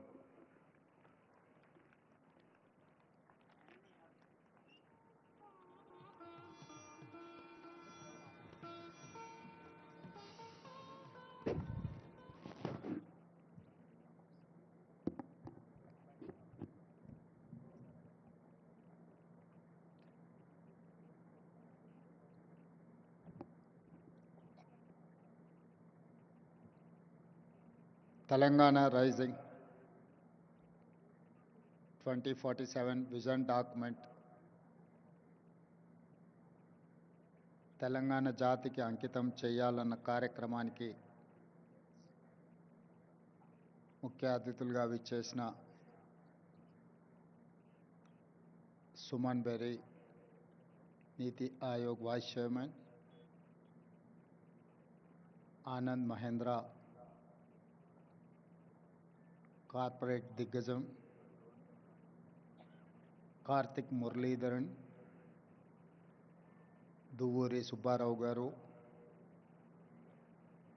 అరవింద్ సుబ్రహ్మణ్యం గారు, మిత్రులు పద్మభూషణ్ చిరంజీవి గారు, ఉప ముఖ్యమంత్రి వర్యులు మిత్రులు బట్టి విక్రమార్క గారు, సహచార మంత్రివర్గ సభ్యులు టోనీ బ్లేయర్, శంతను నారాయణ్, ప్రేమ్జీ వాత్సవ్, ఇతర పెద్దలందరూ తెలంగాణ రాష్ట్ర ప్రభుత్వం సంకల్పించిన విజన్ డాక్యుమెంట్లో మనల్ని ఎండార్స్ చేయడానికి, మన సంకల్పంలో భాగస్వామ్యం తీసుకోవడానికి విచ్చేసినందుకు 4 కోట్ల తెలంగాణ ప్రజల తరఫున వారికి మనస్ఫూర్తిగా అభినందనలు, కృతజ్ఞతలు తెలియజేస్తున్నాను. ఇందులో భాగంగానే ISB, NITI Aayog, government of India officials, state government officials, Telangana ప్రజల నుంచి కూడా ఈ పాలసీ డాక్యుమెంట్లో సూచనలు ఇవ్వమంటే ఆన్లైన్లో దాదాపుగా 4 లక్షల మంది పాల్గొని వారి యొక్క సూచనల్ని, సలహాలను తెలంగాణ రాష్ట్ర ప్రభుత్వానికి ఇవ్వడం జరిగింది. ఈ సందర్భంగా తెలంగాణ రాష్ట్రానికి, ఈ ప్రాంత మట్టికి ఒక గొప్ప చైతన్యం ఉన్నది. ఆ చైతన్యము ఒకనాడు జల్ జమీన్ జంగల్ కొమరం భీముడు ఆనాడు పోరాటం చేస్తే, ఆ తర్వాత సాయుధ రైతాంగ పోరాటంలో భూమి కోసం, భుక్తి కోసం, విముక్తి కోసం, ఈ ప్రాంతం కోసం, ప్రజల కోసం, పేదరిక నిర్మూలన కోసం, ఈ భూమి మీద ఆధిపత్యం సాధించాలనుకున్న వాళ్ళకు వ్యతిరేకంగా వేలాది మంది పోరాటాలు చేసి నేల కొరిగిన చరిత్ర ఈ తెలంగాణ ప్రాంతానికి ఉన్నది. ఆ స్ఫూర్తితోనే తెలంగాణ రాష్ట్ర ఏర్పాటు ప్రక్రియను శ్రీమతి సోనియా గాంధీ గారు, శ్రీ మన్మోహన్ సింగ్ గారు మన ఆకాంక్షల్ని నెరవేర్చిన, ప్రపంచంలోనే ఉన్నతంగా అభివృద్ధి సాధించగలిగిన శక్తి సామర్థ్యాలు మనకున్న, ఆశించినంత స్థాయిలో ప్రణాళికబద్ధమైన అభివృద్ధి జరగకపోవడం వల్ల ఈనాడు ప్రజలు ఆశిస్తున్న స్వేచ్ఛ, సామాజిక న్యాయం, సమానమైన అవకాశాల కోసం ఈ ప్రాంతం ఎదురుచూస్తున్నది. అందుకే ఈనాడు 4 కోట్ల తెలంగాణ ప్రజల యొక్క ఆకాంక్ష స్వేచ్ఛను, సామాజిక న్యాయాన్ని, సమానమైన అవకాశాలను అందించాలి అని తెలంగాణ రైజింగ్ 2047 విజన్ డాక్యుమెంట్ని ఈరోజు తెలంగాణ రాష్ట్ర ప్రభుత్వం తీసుకురావడం జరిగింది. 2047కు ఉన్న ప్రాధాన్యత, ఈ దేశానికి స్వతంత్రం వచ్చి 100 సంవత్సరాల విజయోత్సవాన్ని మనం నిర్వహించుకోబోతున్నాం. మరి ఆనాటికి మన దేశం ప్రపంచంలోనే ఒక గొప్ప బలమైన ఆర్థిక దేశంగా, ప్రపంచంలోనే 4వ ఆర్థిక అభివృద్ధి చెందిన దేశంగా అవతరించాలని భావిస్తున్నది. దానికి దేశ ప్రధానమంత్రి నరేంద్ర మోడీ గారు $30 trillion ఎకానమీని టార్గెట్గా పెట్టుకొని వికసిత్ భారత్ కార్యక్రమాన్ని తీసుకొని ముందుకు వెళ్తున్నారు. ఆ కార్యక్రమంలో తెలంగాణ రాష్ట్రం ముందు బాగాన నిలబడి తెలంగాణ రైజింగ్ 2047కి $3 trillion ఎకానమీగా అవతరించాలని, ఈనాడు దేశ జనాభాలో మనం 2.9% ఉంటే మనం 5% ఎకానమీని జీడిపిని కంట్రిబ్యూట్ చేస్తున్నాం. సో ఈనాడు మన ప్రణాళికల వల్ల, మన విజన్ డాక్యుమెంట్ వల్ల, మన భవిష్యత్ అభివృద్ధి కార్యక్రమాల వల్ల $3 trillion ఎకానమీ 10% ఆఫ్ జీడిపిగా అవతరించాలని ఒక లక్ష్యంగా పెట్టుకొని మనం ముందుకు వెళ్తున్నాం. అందుకే ఈనాడు ఈ ఆలోచనను 4 గోడల మధ్యలో నలుగురం కూర్చొని మాట్లాడుకొని చర్చించుకొని తయారు చేసిన ఒక కాగితం కాదు. ఇది 4 కోట్ల ప్రజల మధ్యలో చర్చించి ఈ ప్రాంతంతో సంబంధం ఉన్న ప్రపంచంలో రాణించిన వాళ్ళను అందరినీ ఇందులో భాగస్వాములను చేసి, ఇందులో మేధావులను లేకపోతే కొద్దిమంది పరిమితమైన ఆర్థిక నిపుణులనే కాకుండా సామాన్యమైన ప్రజల్ని, రైతులని, మహిళల్ని, విద్యార్థులను కూడా భాగస్వాములను చేసి ఈరోజు ప్రజలకు ఈ పాలసీ డాక్యుమెంట్ను అంకితం చేయదలుచుకున్నాం. ఈరోజు ఈ policy document is going to address farmers, women and youth. మొట్టమొదటి ప్రధానమంత్రి పండిత్ జవహర్లాల్ నెహ్రూ గారు ప్రధానమంత్రి బాధ్యత తీసుకోవడానికి ముందు మహాత్మా గాంధీ గారిని కలిసి మీరేమైనా సలహా ఇవ్వగలరా, నాకు ప్రధానమంత్రిగా బాధ్యతలు చేపడుతున్నా అన్నప్పుడు మహాత్మా గాంధీ గారు ఒక సూచన చేశారు. నువ్వు పరిపాలనాపరమైన నిర్ణయం తీసుకునేటప్పుడు నీ నిర్ణయం వల్ల పేదలకు, నిస్సహాయులకు ఏ విధంగా సహాయపడగలుగుతో ఆలోచన చేసి నిర్ణయం తీసుకోమని మహాత్మా గాంధీ గారు పండిత్ జవహర్లాల్ నెహ్రూ మొట్టమొదటి ప్రధానమంత్రి గారికి సూచన చేశారు. ఆ సూచనలు తీసుకొని పండిత్ జవహర్లాల్ నెహ్రూ గారు ఈ దేశంలో ఉన్న నిరక్షరాస్యతను నిర్మూలించాలి అంటే ఎడ్యుకేషన్ ఈజ్ ఇంపార్టెంట్, ఈ దేశంలో ఉన్న కరువును నిర్మూలించాలి, ఆకలిని తీర్చాలి అని అంటే ఇరిగేషన్ ఈజ్ ఇంపార్టెంట్ అనుకున్నాడు. ఆనాడు first prime minister has decided to take up 2 policies. One is education, the other one is irrigation. That is how he has initiated many universities in the country, and he has constructed many irrigation projects like Bakranangal to Nagarjuna Sagar, Srisailam, SRSP in Telangana.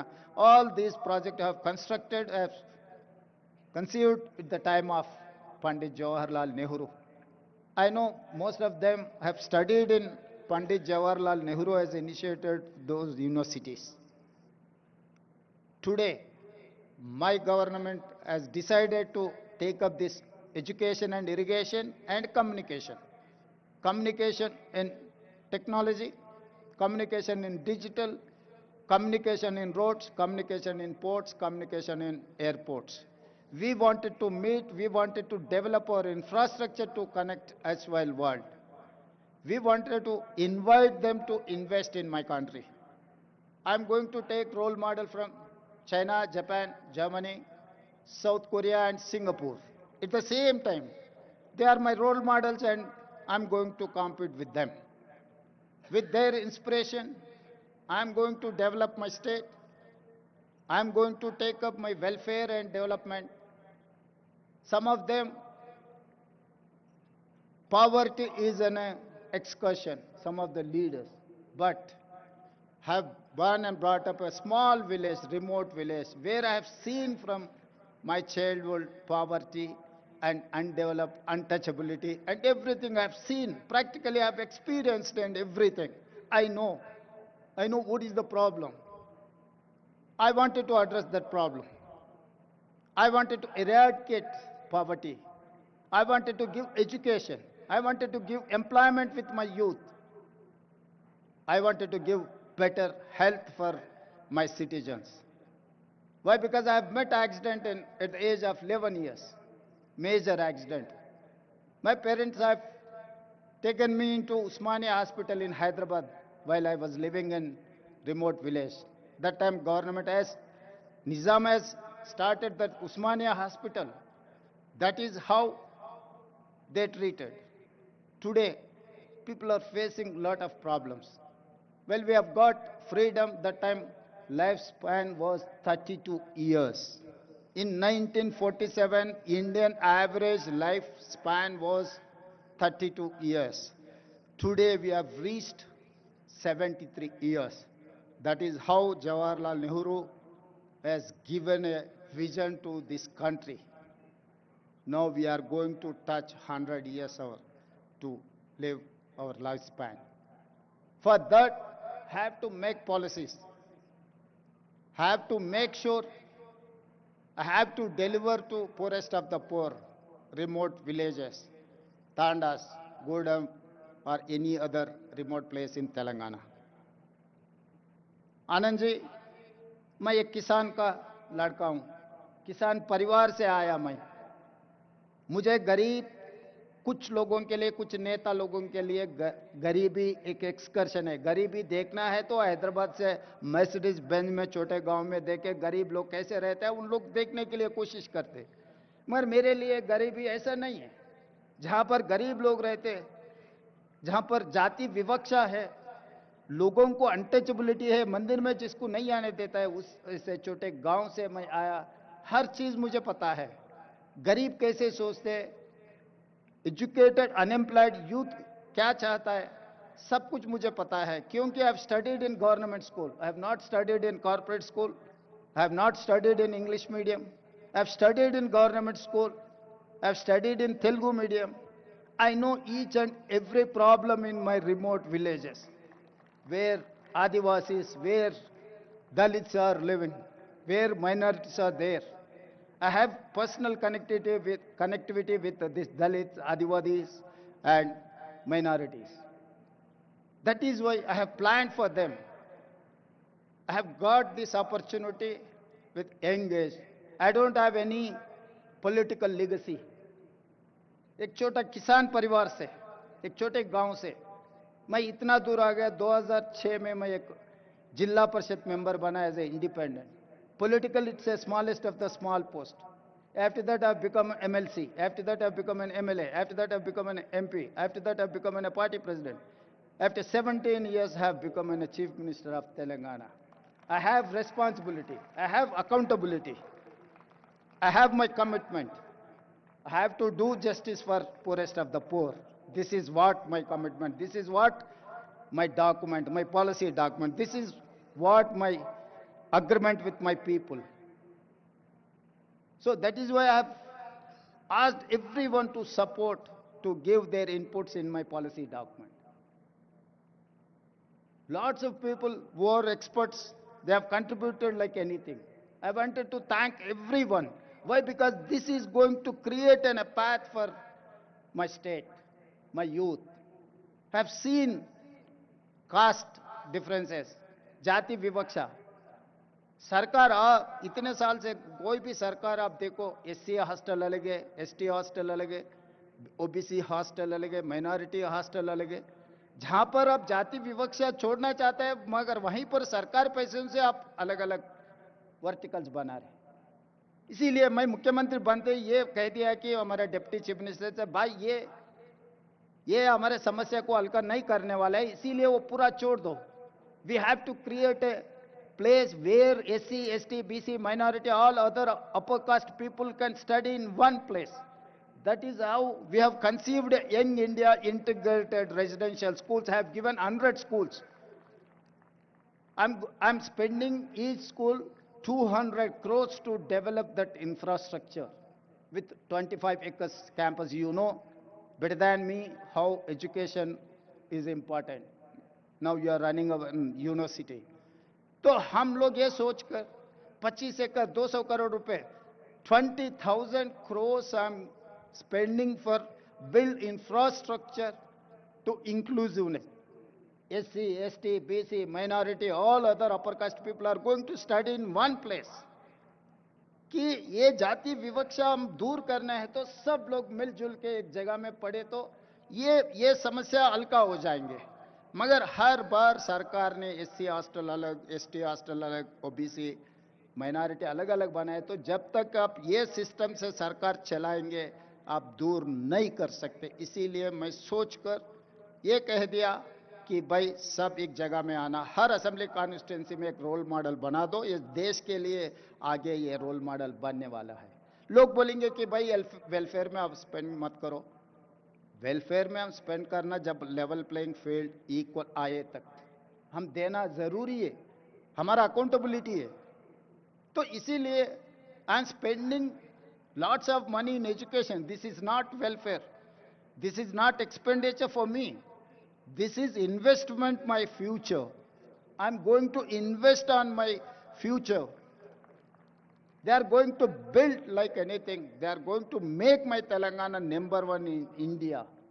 My people are going to compete with South Korea, Japan or Germany. And second thing, after education, he has initiated Jawaharlal Nehru ji, Sonia Gandhi ji, she has given Right to Education Act. Today education is there, but I can say authentically from this dais, there is no quality in our education. There is no skill in our education system. That is why I have initiated Young India Integrated School. That is why I have initiated Young India Skills University headed by Anand Mahendra. Anand Mahendra is my Skills University chairperson. Proudly I can say Anand Mahendra is heading Telangana Young India Integrated, Young India Skills University. And also I have initiated Young India Sports University. We have 140 crore population. Unfortunately, or I'm sorry to say, we have not getting single gold medal in Olympics. So that is why I've initiated Young India Sports University to get gold medals in Olympics. So all these plans for my poorest of the poor, they have confidence, they have given opportunity to work as a Chief Minister of Telangana at the young age. So that is why my plans for my poorest of the poor people. जिसने नेहरू जी को, जो महात्मा गांधी जी ने ये कहा, जब आप कुछ policy बनाने वाले गरीब और जो जिनको समाज में कुछ नहीं मिल रहा है उन लोगों के भला के लिए जो पॉलिसी बनाना है, आप याद करो, डिसीजन लो। आज मैं वही हमारा पॉलिसी डॉक्यूमेंट में मैं इतना ही सोचा, अगर ये पॉलिसी डॉक्यूमेंट आगे ये जाति विवक्षा दूर करने के लिए, गरीबी हटाने के लिए, इन लोगों को एजुकेशन, हेल्थ एंड एम्प्लॉयमेंट देने के लिए ये पॉलिसी आगे काम पे आ जाएंगे। आप लोग इतना दूर से आकर हमें मदद दिए, आगे हमारा तेलंगाना राइजिंग में आप लोग साथ देना है, साथ देने के लिए इतने दूर से आए, मैं धन्यवाद कहना चाहता हूँ सही दिल से। धन्यवाद।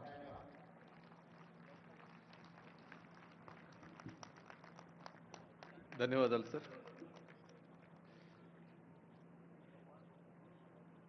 మీ స్ఫూర్తిదాయకమైనటువంటి ఉపన్యాసానికి ధన్యవాదాలు తెలియజేస్తూ, ప్రసంగానికి ధన్యవాదాలు తెలియజేస్తూ, ఇప్పుడు తెలంగాణ రైజింగ్ విజన్ డాక్యుమెంట్ను 2047 రిలీజ్ కార్యక్రమం ఉంటుంది. ముందుగా తెలంగాణకు తగ్గట్టుగా, ఫ్యూచర్కు తగ్గట్టుగా ఒక వ్యక్తి మీకు ఆ పుస్తకాన్ని తీసుకుని వస్తున్నారు.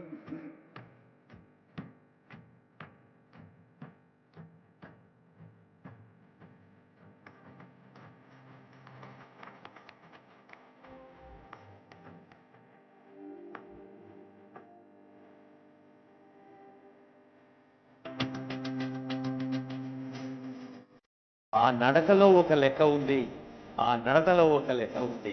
అదిగో ఇందాకే ఆనరబుల్ సీఎం గారు చెప్పినట్టు మన సాంకేతిక ప్రతిభకు, నైపుణ్యాన్ని మెరుగుపెట్టే తెలంగాణ యువతకు ఆనందాన్ని ఇచ్చే దృశ్యం మీ అందరికీ తెలుసు. కళాకారులు, రసజ్ఞులు పెద్దలే కాదు, రోబోలు కూడా చప్పట్లు కొడితే మళ్ళీ మీకు వచ్చి థ్యాంక్స్ చెప్తాయి, షేక్ హ్యాండ్ కూడా ఇస్తాయి. బహుశా 2 రోజులుగా మీరు చూస్తున్నారు, రోబో కూడా మిమ్మల్ని ఆహ్వానిస్తోంది, అభినందిస్తోంది ఈ ప్రాంగణంలో. So thanks to the kudos to the technology.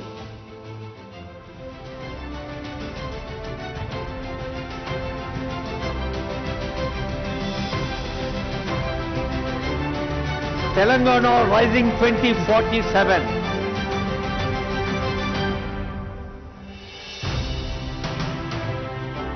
ఇది ఉత్తేజంతో, సమాజం పట్ల ప్రేమతో, భవిష్యత్తు పట్ల విశ్వాసంతో చేస్తున్న ప్రకటన మాత్రమే కాదు, నా తెలంగాణను నాటి కవి చెప్పిన కోటి రతనాల వీణగా ప్రపంచంలోనే ముందుంచేందుకు చేస్తున్న ప్రతిజ్ఞ అన్నారు ఆనరబుల్ సీఎం గారు, ఆనరబుల్ డిప్యూటీ సీఎం గారు అనేక వేదికలపై.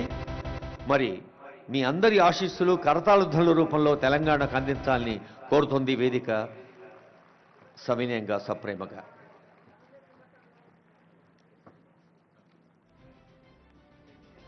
Yeah. Now felicitation to the honorable guests. Okay.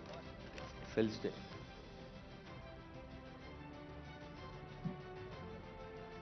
ఆత్మీయంగా, గౌరవంగా వేంచేసిన అతిథులకు మనందరి పక్షాన ప్రభుత్వం అందజేస్తున్న సన్మానం. ముందుగా గౌరవనీయ ముఖ్యమంత్రి గారిని శ్రీ ఆనంద్ మహీంద్ర గారికి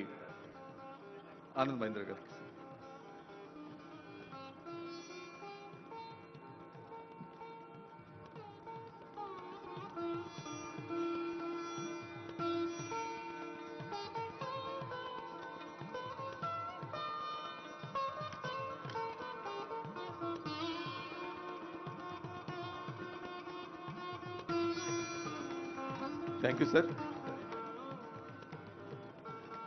శ్రీ దుబ్బూరి సుబ్బారావు గారికి,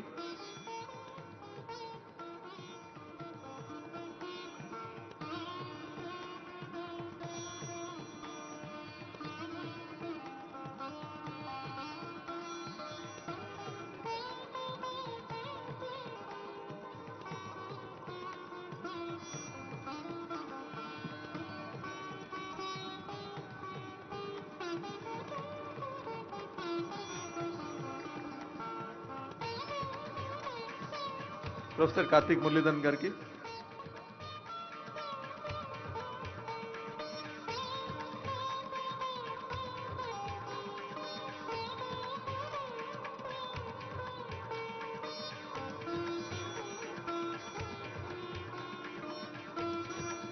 శ్రీ అరవింద్ సుబ్రహ్మణ్యం గారికి, సవ్యసాచి ఘోష్ ఐఏఎస్ గారి వందన సమర్పణ అవుతూనే వాయు తెరగలపై వాహన విన్యాసం ఉంటుంది, డ్రోన్ షో.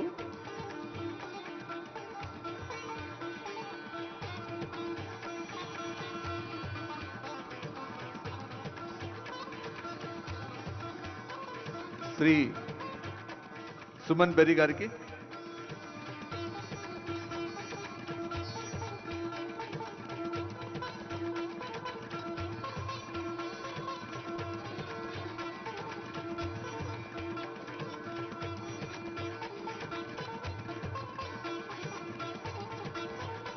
శ్రీ చిరంజీవి గారికి,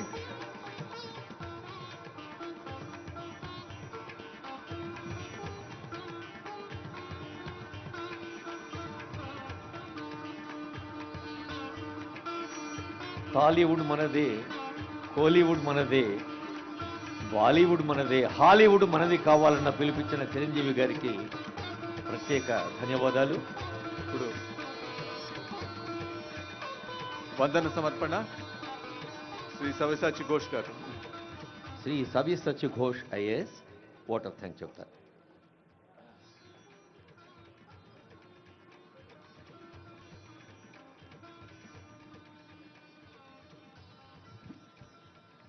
Good evening, ladies and gentlemen. It's indeed my pride, pleasure, and honor to propose a vote of thanks on this momentous occasion where the new nascent and young state of Telangana has unveiled its document 2047 for the world, for the state, and for the universe to acknowledge and appreciate. On this momentous occasion, when the new paradigm, the new model of development as conceived and developed by our Honorable Chief Minister Sri Revanth Reddy Garu of cure, pure and rare will usher in an era where development will find a new meaning. I take this occasion to thank Sri Anand Mahindra, Sri Raghuram Rajan Garu, Sri Suman Berry, Sri Duvuri Subbarao, Sri Bhatti Vikramarkalu Garu, Sri Shantanu Narayan, Sri Prem Vatsa, Professor Karthik Muralidharan, Professor Arvind Subramaniam, Mr. Tony Blair, and our Honorable Chief Minister. I take this occasion to thank the Honorable Ministers, the Honorable Advisors, the Honorable MLAs, the Honorable MNCs, and the chairpersons of corporations, the members of media, the delegates, the participants, and the government officials, and colleagues of mine, and the event organizers who have made this event a grand success. I wish you a very good evening and a very sumptuous dinner for the evening. Thank you so much. Shri Savyasachi Ghosh IAS గారికి హృదయపూర్వక ధన్యవాదాలతో ఇప్పుడు ఆసక్తిగా ఎదురు చూస్తున్న drone show. Pilot లేకుండానే బుల్లి విమానాలు ఎగురుతాయి. వాయు తరంగాలపై వాహనాలు వివిధ దృశ్యాల్ని చిత్రీకరిస్తాయి. Remote in hand, promote in air, drone show. మీరంతా తింటూ మాటలు వింటూ ఆ డ్రోన్ షో దృశ్యాలు కంటూ ఎంజాయ్ చేయండి. Thank you. Good evening, esteemed guests, world leaders, innovators, and friends of Telangana. You stand at the confluence of global aspiration and technological mastery. Tonight, the sky above Hyderabad transforms into a canvas, brought to life by a fleet of 3,000 drones.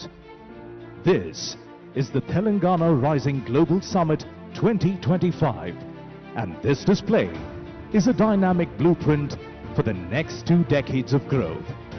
This is the rise of a new India, the rise of a new global powerhouse. And by 2047, marking a century of Indian independence, our arrow points skyward, signaling the accelerated climb to a colossal $3 trillion economy. This is the scale of the Telangana Rising Vision. మనోళ్ళందరికీ నమస్తే, శనార్థి రామ్ రామ్ సలాం. తెలంగాణ నాడు నేడు కోటి రతనాల వీణ, global సమ్మిట్తో కోటి అవకాశాల ఖజానా. మన సంకల్పాన్ని, మనోసంకల్పాన్ని సఫలం చేయమని తెలంగాణ తల్లిని ప్రార్థిద్దాం. కొత్త దారులను సద్వినియోగం చేసుకుందాం. Our strategic growth is anchored by a 3-zone policy structured by world-class infrastructure. Zone 1, the inner ring traced by the 160-kilometer Nehru Outer Ring Road, the core urban area of Hyderabad, a services-only cluster focused on the knowledge economy. Next, Zone 2, between the ORR and the 360-kilometer regional ring road. It's our dedicated manufacturing zone positioned as the global China Plus One alternative and built to power the skills economy. And Zone 3, outside the RRR, dedicated to agriculture and the green economy. This is a state organized for global leadership. ప్రపంచ స్థాయి మౌలిక సదుపాయాలు, ప్రజాపాలన, ప్రభుత్వ ప్రాధాన్యాలు. Nehru outer ring road, triple Game Changer 2, the River Musi rejuvenation. We are a dry, withered riverbed. Watch us transform as water returns, life blooms, and the lights along the riverfront come alive. The entire environment transforms into a vibrant 24/7 living arena, pioneering the night economy. From a neglected stretch of land to a world-class riverfront that powers life, recreation, and community living. తలాబ్కే నీళ్లుంటే దప్పెందుకైతుంది, ఉన్న నీళ్లు వాడుకుంటే తప్పెందుకైతుంది. సాగునీరు, తాగునీరు అందరికీ తెలిసిందే. ఇప్పుడు మూసి పునరుజ్జీవనంతో ఇటు ఆరోగ్యం, అటు ఆనందం, పర్యాటకం, పర్యావరణం.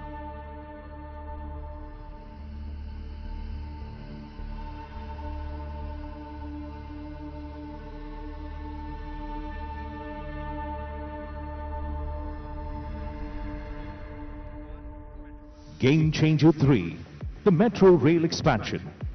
To manage our unprecedented growth, we are exponentially expanding our urban backbone from the existing metro network spanning 71 kilometers we see the new corridors light up, revealing an expansion of over 160 kilometers. Game Changer 4, transforming connectivity. Bullet train corridors connecting Hyderabad to Bengaluru and Hyderabad to Chennai. And we are establishing a dry port with a 12-lane greenfield expressway connecting us seamlessly to the AP seaport. Simple, bold and futuristic trade routes for a globalized economy. వివిధ రకాల అనుసంధానం, వాయు మార్గం, జల మార్గం, road మార్గం. మార్గం ఏదైనా అందరినీ కలిపేది వేగంగా, తేజంగా, ధీమంతమై, రేవంతమై సాగుతోంది communication.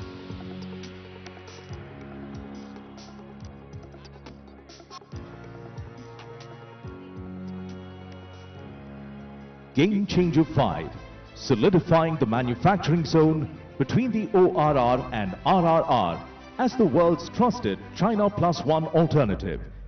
Watch the assembly line of our focus verticals: pharma, data centers, defense, aerospace, electric vehicles, green energy, drones, solar cells, white goods, consumables, durables, textiles and FMCG. Every icon represents a massive investment opportunity. We are building the future, piece by piece.